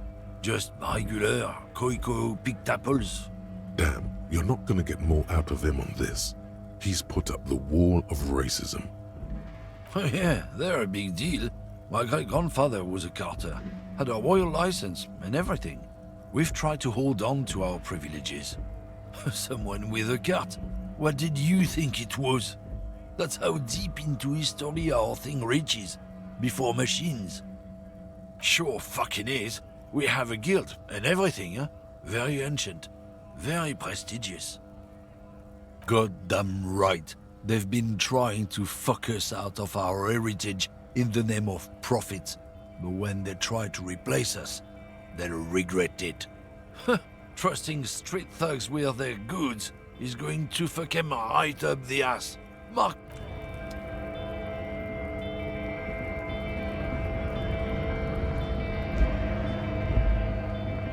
A lorry stuck in the windows are clear.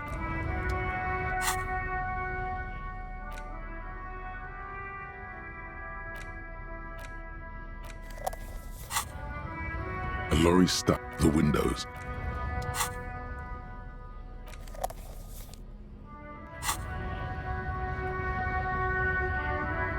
Yes? What do you want to know? You mean like a brief? Do you want me to brief you again? There's no reason to wing anything. If you did 3 days ago, during that time, the victim had been stripped of his belongings. They didn't identify. There's a strong prejudice against involving the RCM in what, just to be clear, we are police officers. Good. What about me? No. The lieutenant nods. Good.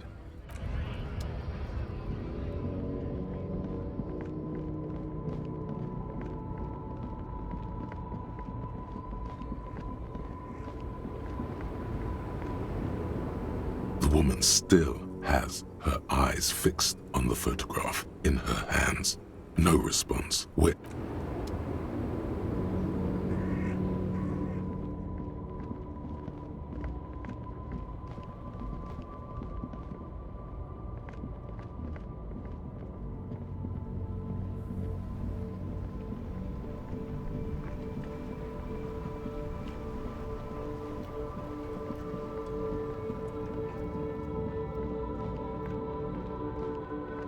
The shine on these sunglasses lasts a lifetime, officer. 100% guaranteed.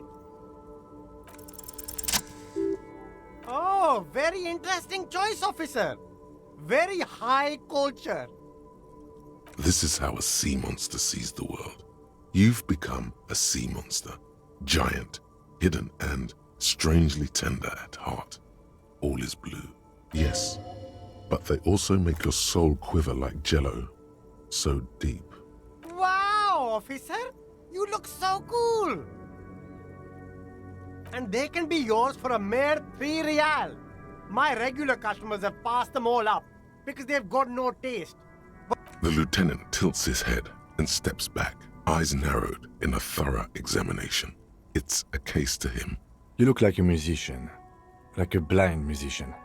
But you could do worse. Take them if you want.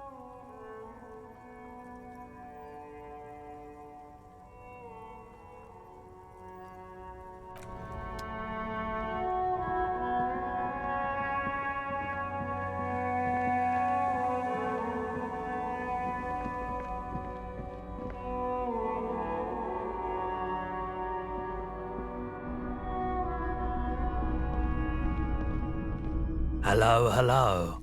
Let me know if I can help you. Sure thing. Sure, man. The boomboxes wait on the shelves. You see rows of toy soldiers guard. This set of soldiers isn't meant to look impressive. A few have rifles, but most of them carry pistols. You're probably talking about the revolutionaries, yes? Yes, they are soldiers, revolutionary soldiers. I think their poverty has been exaggerated for effect. When you place them next to the royalists, it doesn't seem like they could possibly win.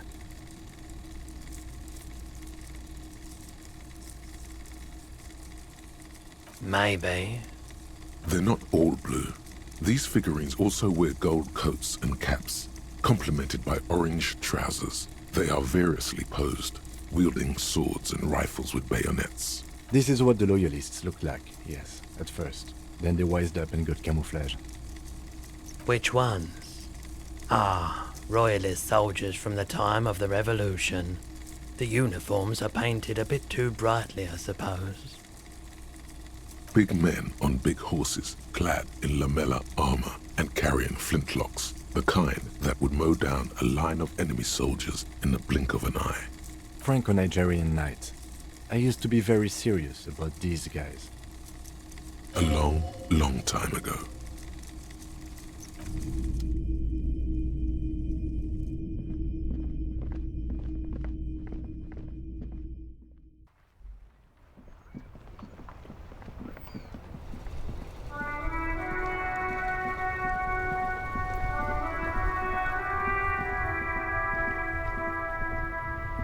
Inside, you see a set of steering levers, a radio microphone, a pull-out toolbox, and the... This is Precinct 57. As always, it's DJ Mesh and Fellatio. Right away, the lieutenant reaches into the cabin and turns off the radio.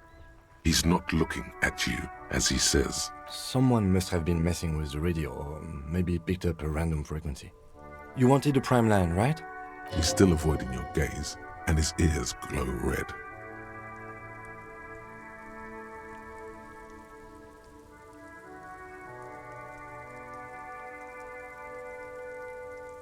Oh, Is that what it was called? Nothing to get into, really. But sure, let's focus on the important things. This is Precinct 57. Can I connect you to someone? Not yet. But I was able to convince the database people to share private sector information. They promised to get back to me by tomorrow morning. 57's over. In the cabin, you see, as you tap on the gauge, the indicator pin jerk. No, that's enough fun with the foldable headlights. I know they are mesmerizing.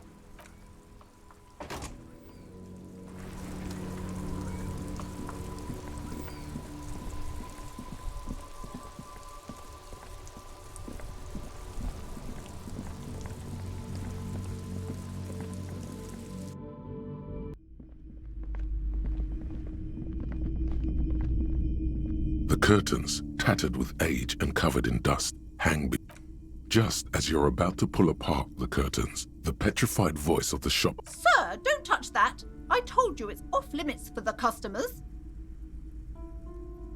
Parapsychologically speaking, we're done if you decide to open them.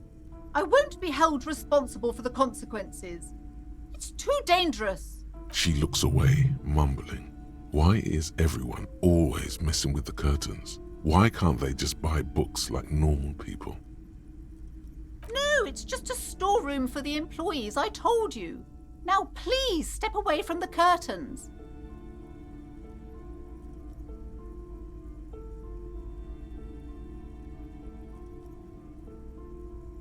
You do? My God, even more reasons not to mess with the curtains. Just step away, dear sir. Why? It's not like anyone was killed there. I am sorry, I don't mean to be so impolite. Just please don't... The curtains do seem frail suddenly, not robust enough to contain a slippery darkness.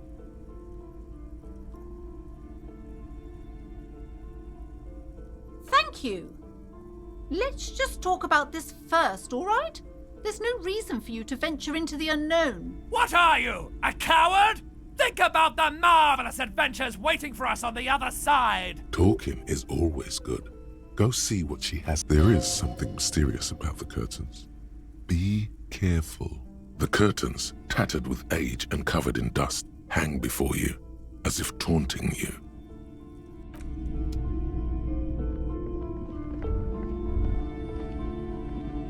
Hello again, esteemed officer.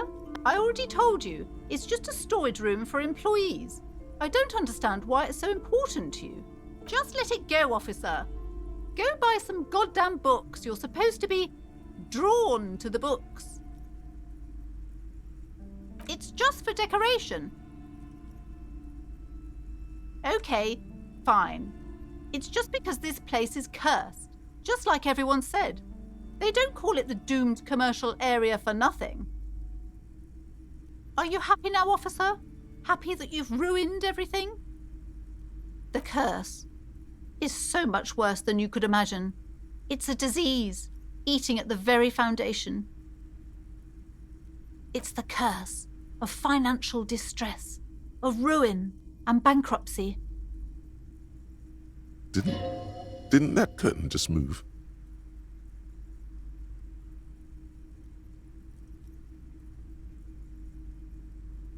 It's not just that, officer. We're dealing with something supernatural here. It's the cacodemons feeding off bad business practices and disappointing income statements. There's something wrong with this building, I can tell you. Ever since I arrived, I've sensed an eerie lingering presence, as if I was unwanted here. Sounds familiar. Truly so? Perhaps the dark energies are leeching off you. You shouldn't stay in the store too long. It may be dangerous. It's not good to talk about the curse, not in detail. The negativism, it's dangerous. Talking about the void wraiths angers them. Wow. Void raves. You have new words. Yes, I've contacted numerous parapsychologists and even a pair of Simonese mediators. They provided me with the wards. The wards help to keep the doom at bay and protect us against the darkness that lies further in the building, even though now I fear it's not enough. Oh, this! No, it's a special Himian amulet, blessed by desert pygmy shamans, with a spell of compulsion. It's to compel people to buy books. There are numerous spells cast throughout the store. I had the books anointed with a different inducement spell, for example. It's guaranteed to boost sales 15%. Desert pygmy shamans. That sounds like a rather questionable way to describe a group of people. Most certainly not. I don't want anyone who's not familiar with the psychic arts to get involved in this mess. Stay away. Leave the spirits be, so they can return to their slumber. Psychic arts? Sounds right down our alley.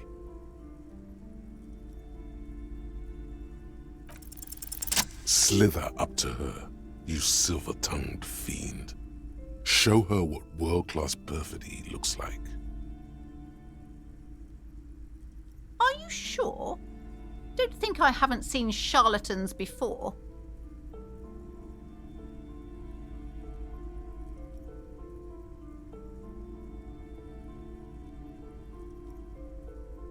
I'm not sure I can trust your claims. Honestly, you look like a bit of a drinker. I'm sorry for being so blunt, but... The lieutenant keeps his usual stony calm. He silently picks out his notebook. Go ahead then, rock her world, he thinks. I'll compose some notes.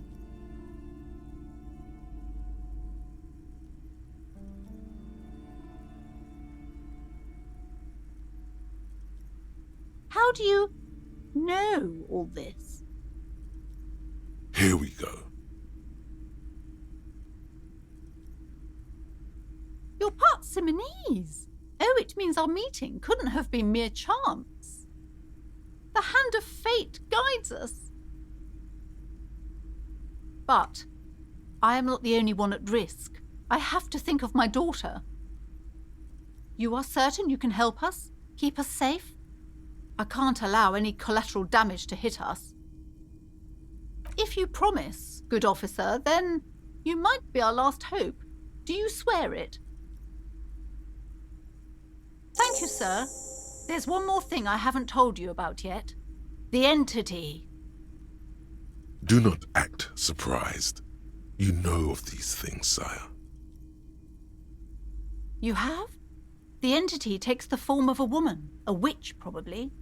I've suspected that she must be connected to the curse ever since I first saw her. Did you know that she lives inside the chimney? Yes, that chimney is part of the building's central furnace, and it's enormous. She has barricaded herself behind some metal security curtains. God knows what she's doing there. Some unnatural magic, I assume. You should go find the entity and ask what happened to all the companies in the building. What is the source of this curse? Here's the key to the warded door behind the curtains. Take it. Oh, and please do return to me after you've looked round. I'm quite anxious to know what she has to say about the curse. What you discover in there. Unbelievable darkness and ruin. What you discover? Probably just some office space. Don't be scared. Okay, but please, only... The woman looks...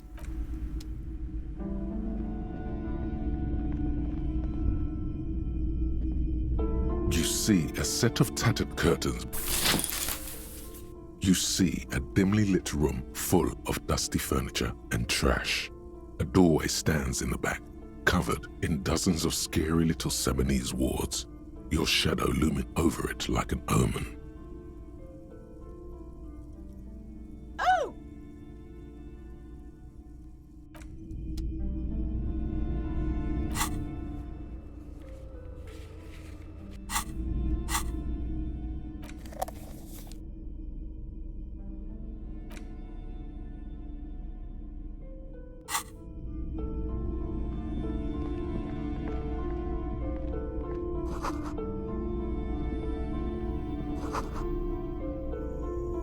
A heavy door with a missing handle stands before you.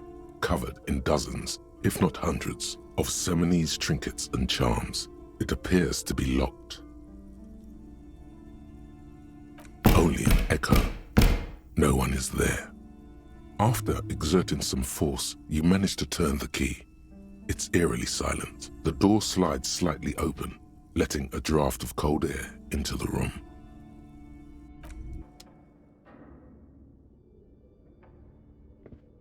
What is this place?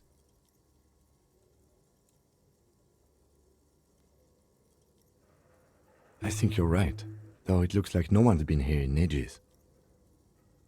I doubt the electricity still works. Good thing we have a flashlight on us. An eerie feeling rises in your chest.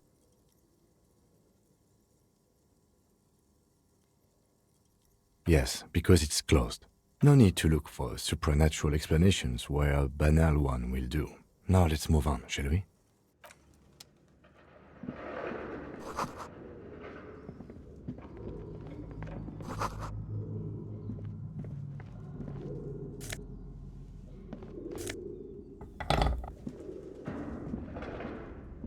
A barbell lies on the floor. It's 60 kilograms. Your triceps hum at the sight of these weights. Show the world what kind of beast it's dealing with. Lift them. There are no collars on the barbell. This is a safety hazard. Why does it feel so familiar?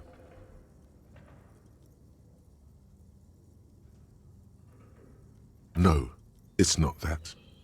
It's the stale smell of rubber, the squeaky sound of sneakers, your bruised knee against the mat, and a whistle. Then the feeling is gone. It's just a memory from another life, when you were young and fit. You're right. The weight may fall off. Better not touch it then. It would be a violation of EPIS safety regulations if the gym was still operating, but it isn't. No one's supposed to come here anymore.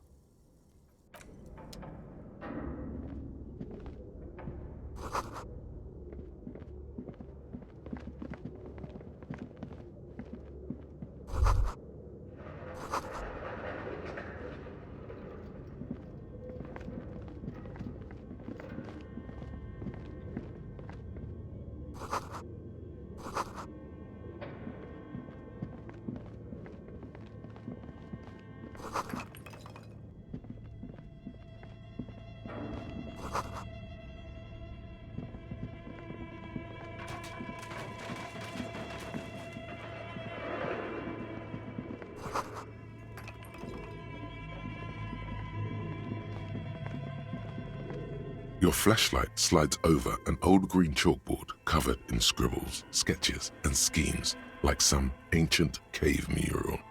Some of the writing has faded with age, but you can still make out sections here and there. Photos and drawings have been pinned to the board.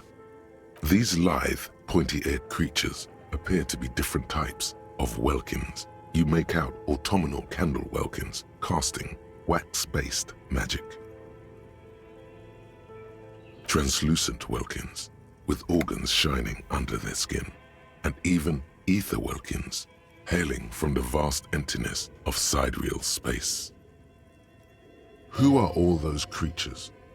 Fantasies of a tortured, feverish mind? One of the welkins, towering among the rest, appears to be different, however. It's Vara Hamira, a high welkin, his face white and scarred like cracked marble. This is clearly a Welkin supremacist. The note says, all non-Welkin races will be purged. The Haldor, the Twarg, the humans, and even headless men, all of them, purged. Imagine a world filled only with Welkin, Green Welkin, Dread Welkin, and the High Welkin to rule them all. An inordinate amount of time has gone into drawing these little Welkin creatures.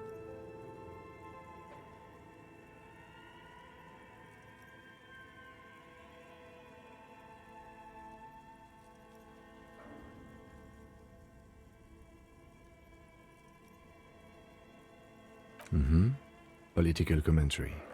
That one has a great beard too. This looks like concept art for a project. It's not really real. Some people really like building a world, I think, even if it's just for a game. Just look at those details. So much effort. And for what? All gone. The photo collage depicts barren, icy landscapes wrapped in perpetual night. You see permafrost and glacial landforms, dead trees grown in under the snow. Entire oceans have been frozen from shore to shore. There are pictures of settlements on dried-up riverbeds, abandoned in a storm. Animal corpses in the dark, carcasses and bones. You see primitive oil rigs built into glaciers, boreal dvorg, yurts under the snow, great mammoth-like beasts of burden. Albeit dark and cold, this vision also feels cozy in its own way, like eggnog or morphine, a much-needed respite from our own world. A pinned postcard reads, "The heat death scenario, a desperate fight for geothermal energy engulfs the world as Wirral becomes untethered from its sun, drifting through the universe." This is a monthly calendar from the year 50. Cryptic words like sprint, daily minimi, and GPI span the marker-drawn grid, the grand scheme of production and money. Minimi stands for a mini-meeting. It's part of a bigger framework for managing work called RUN. Station 41 tried to implement it a few years ago, but failed. As time goes on, the numbers in the boxes grow rarer and rarer. The board becomes an empty snowfield in the final days. Only failure and regret dwell in this region. Looks like they didn't make it.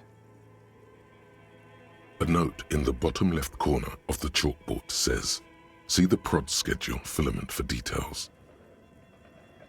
The handwriting is only partly legible, but you can still make out 3 slogans: "Call in, tune out," "Wirral untethered," and "Heat death of the universe."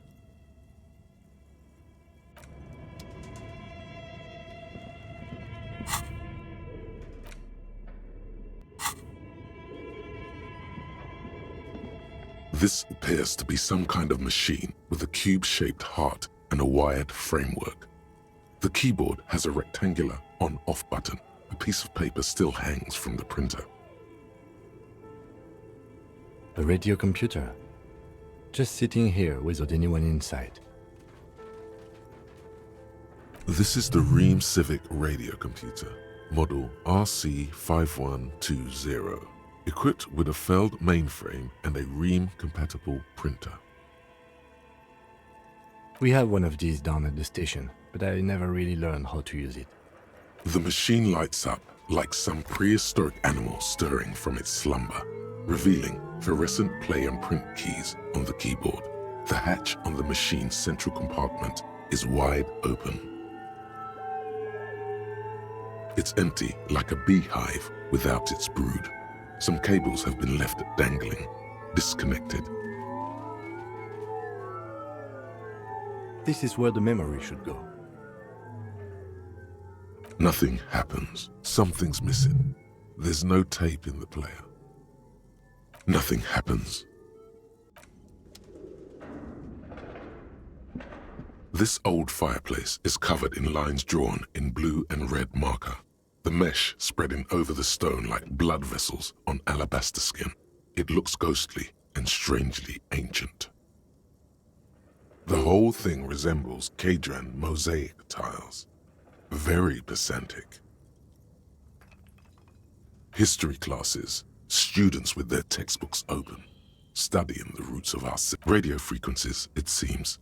UKV 123.6, UKV 123.7, UKV 123.9. Some written notes, too, sparse and cryptic. Unclear. It looks like a cardiovascular system split into veins and capillaries. very advanced.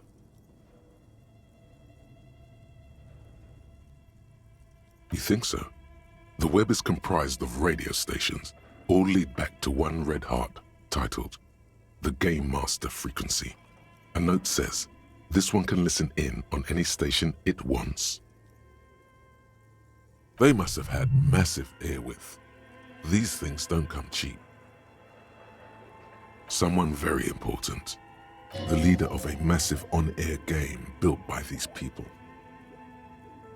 A conductor for the hundreds of story threads. Whoever decides to call in to a call-in station, it looks like. All of this is gone, left unrealized. There's no way a little basement studio working here could pull anything like this off. My God, it's as if the less money they had, the more ambitious their project became.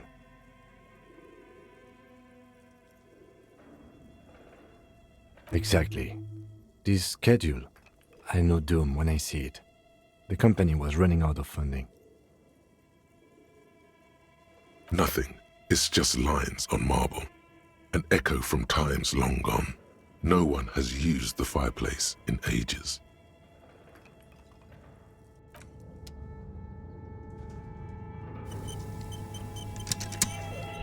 Okay, what do you think is going on with that computer, chalkboard, and fireplace?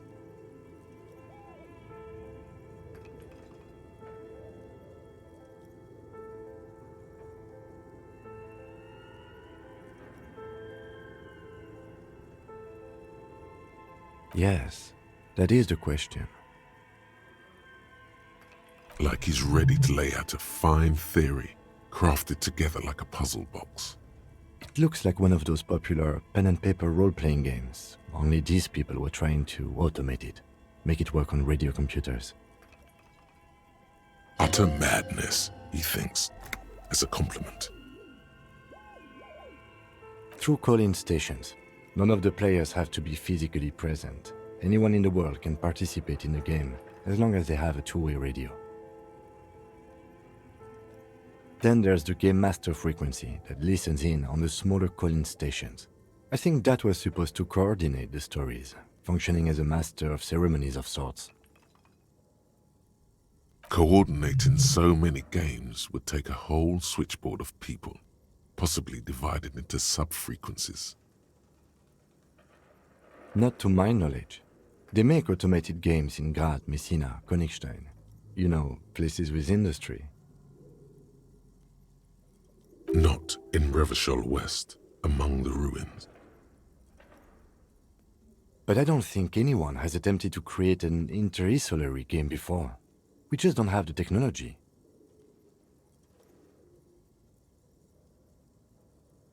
No idea. They stopped filling out the schedule on the chalkboard. Indeed, those Welkins are a dead giveaway. Role-playing people love that stuff. The world looks like a modified version of the WeWorld board game, with hit death thrown in. Super cool. Someone should give them millions of real immediately. This game is too good to be left unfinished. Indeed, it's ambitious and untethered from reality, but it's too late for that, I'm afraid. Okay, let's keep moving. This old fire, the whole thing resembles.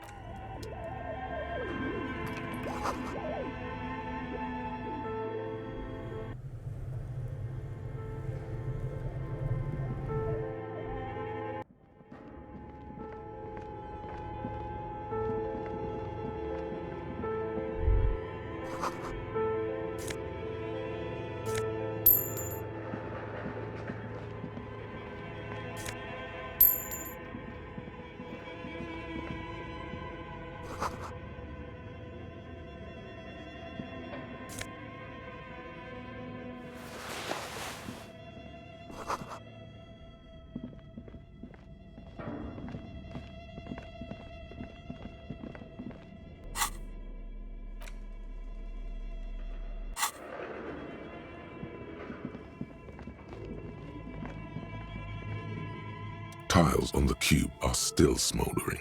Casting the framework in like a smooth draw, the filament slides into place. On the keyboard, the play key starts blinking. A bar of fabric right above the keyboard starts producing a soft hum. The sound of static seeps through the machine's planar magnetic driver. Have you stirred the ghost of the doomed commercial area from its rest? Could this be its dismembered heart beginning to flutter? The static gets louder, slowly filling up the abandoned hall, until a voice speaks out, crackling and old, cutting into the air. Good afternoon. Fortress accident en rue de Saint-Ghislaine. This is East Insulindian Repeater Station 1. Please repeat. Is this the production schedule?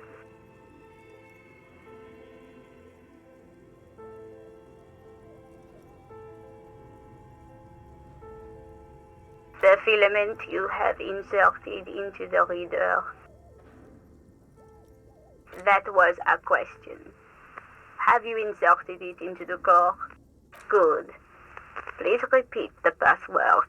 Password? Of course it would have a password. That's why there's a human administrator involved. No. A hint system is not part of the protocol for repeater stations. Received. I will register this login attempt. Don't worry. Passwords have a way of turning up sooner or later. Fortress accident. Is there anything else I can do for you today? Fortress Accident is the company on whose name the terminal you are currently using has been registered to. One moment. Fortress Accident SCA produces revolutionary interactive call-in radio games. That's what the catalog says. That's not bad.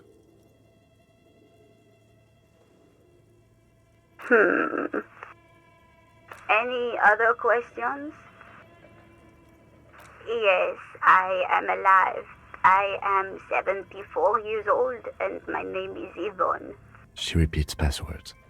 Programming people are all paranoid.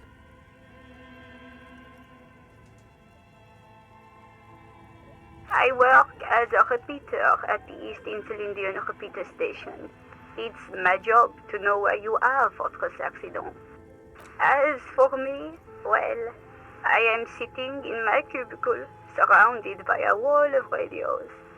Doesn't it get lonely, sitting there all by herself? Lonely? Why would it get lonely? I get to talk to people all day. That's why she does this. Now, please tell me if there's anything else I can do, Fortress Accident. Thank you, and goodbye.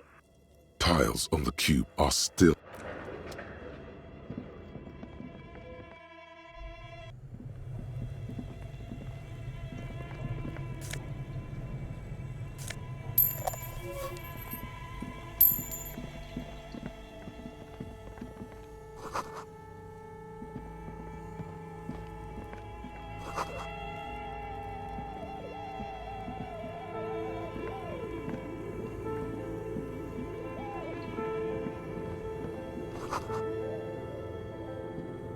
A thick layer of coal dust covers the furnace, coloring it pitch black. Looks like this furnace has a face, and it's a face of agony. Looks like it. Looks like an old central furnace used to heat the building. It's connected to the chimney. No one has used it in ages. No signs of any recent fire. Only dead rats. It's dark and grimy here. In the darkness you can hear chatter. It's coming from above. A voice or several voices talking to each other. Near. What are you doing?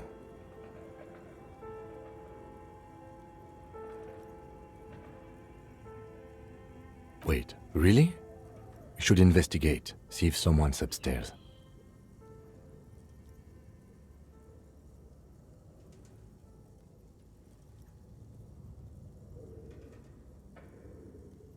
You're right. The rooms do look like they're connected. But malignant entities don't exist, at least not the supernatural kind. Always has to be the skeptic, this man.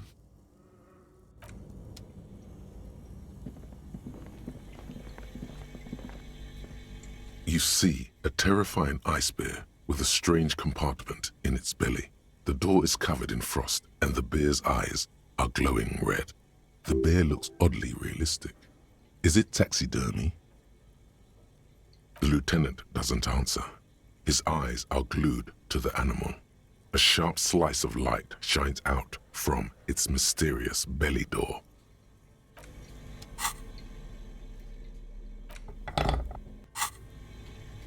You see, the bear looks. A gust of freezing cold air rushes to greet you. You hear a low grumble as the bear regulates itself. This is the inside of a refrigerator. The lieutenant takes a peek inside. His hand has found the holster of his gun. Of course, just a giant ice bear-shaped fridge. Let's take a look inside. The shelves are empty. All you see are crumpled ice cream wrappers with the brand name, Revachol Ice City. A handwritten note has been attached to the door. The fridge is huge. You pocket the note and the little fridge magnets keeping it on the door. A friendly cartoon bear smiles back at you from a glossy cellophane wrapper.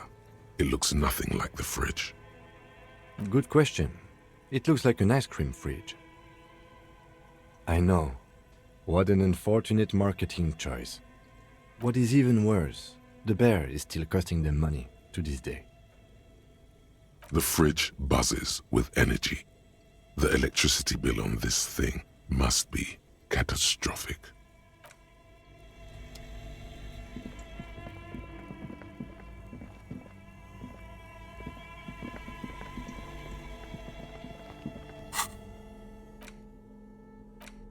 The note is written with a blue pencil on a piece of lined office paper. The kitchen magnets have left spots on its surface. Does it say anything interesting? This is tangential at best, but the lieutenant's detective instinct is still active. Someone has scribbled, S. I can't believe the off-site copy is still here. The illiterate ginger kid keeps stealing stuff from the studio, so I had to hide it somewhere safe. You'll find the filament memory with the off-site copy in the frozen ice cream maker. Please take it home, ASAP. It's important. I'd do it myself if I lived in a civilized place with a freezer. Take care. Sully soif. Looks like someone from that radio game company upstairs. I'm a little surprised they just left their property lying here. That's a plausible hypothesis. It belongs inside a radio computer, storing its memory. It's like a tape. You listen to disco tapes, right? It's like one of your disco tapes, only for a computer. Really? You don't have a single guess? Oh, I'm sure that child would love to get his hands on a filament memory. Even if he doesn't know what to do with it, he'd probably try to pawn it for speed, based on our encounter. I don't know. I assume it's somewhere close to the ice bear fridge.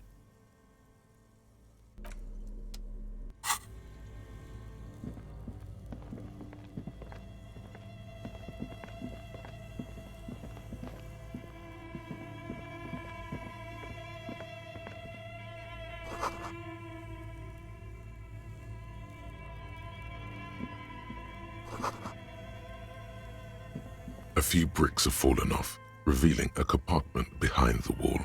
It's too dark to see in.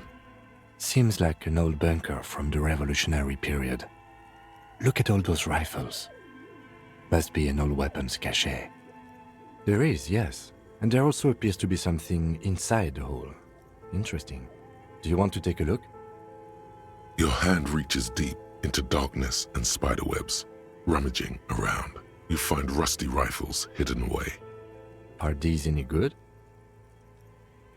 Most of them are rusty and inoperable, like the rest, but one catches your eye.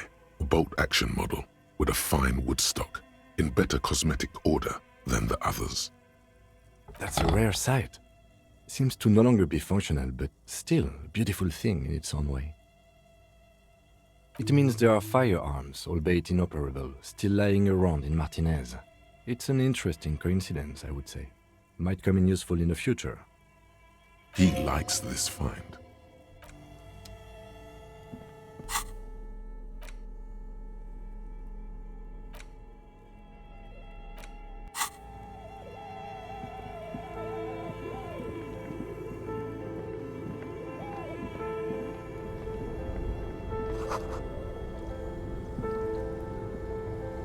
This orange machine is buzzing like an old submarine.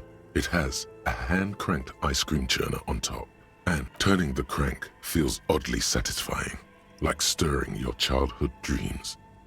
In the distance, you hear water dripping. It's all gone now. You'll never become a poet or an entrepreneur.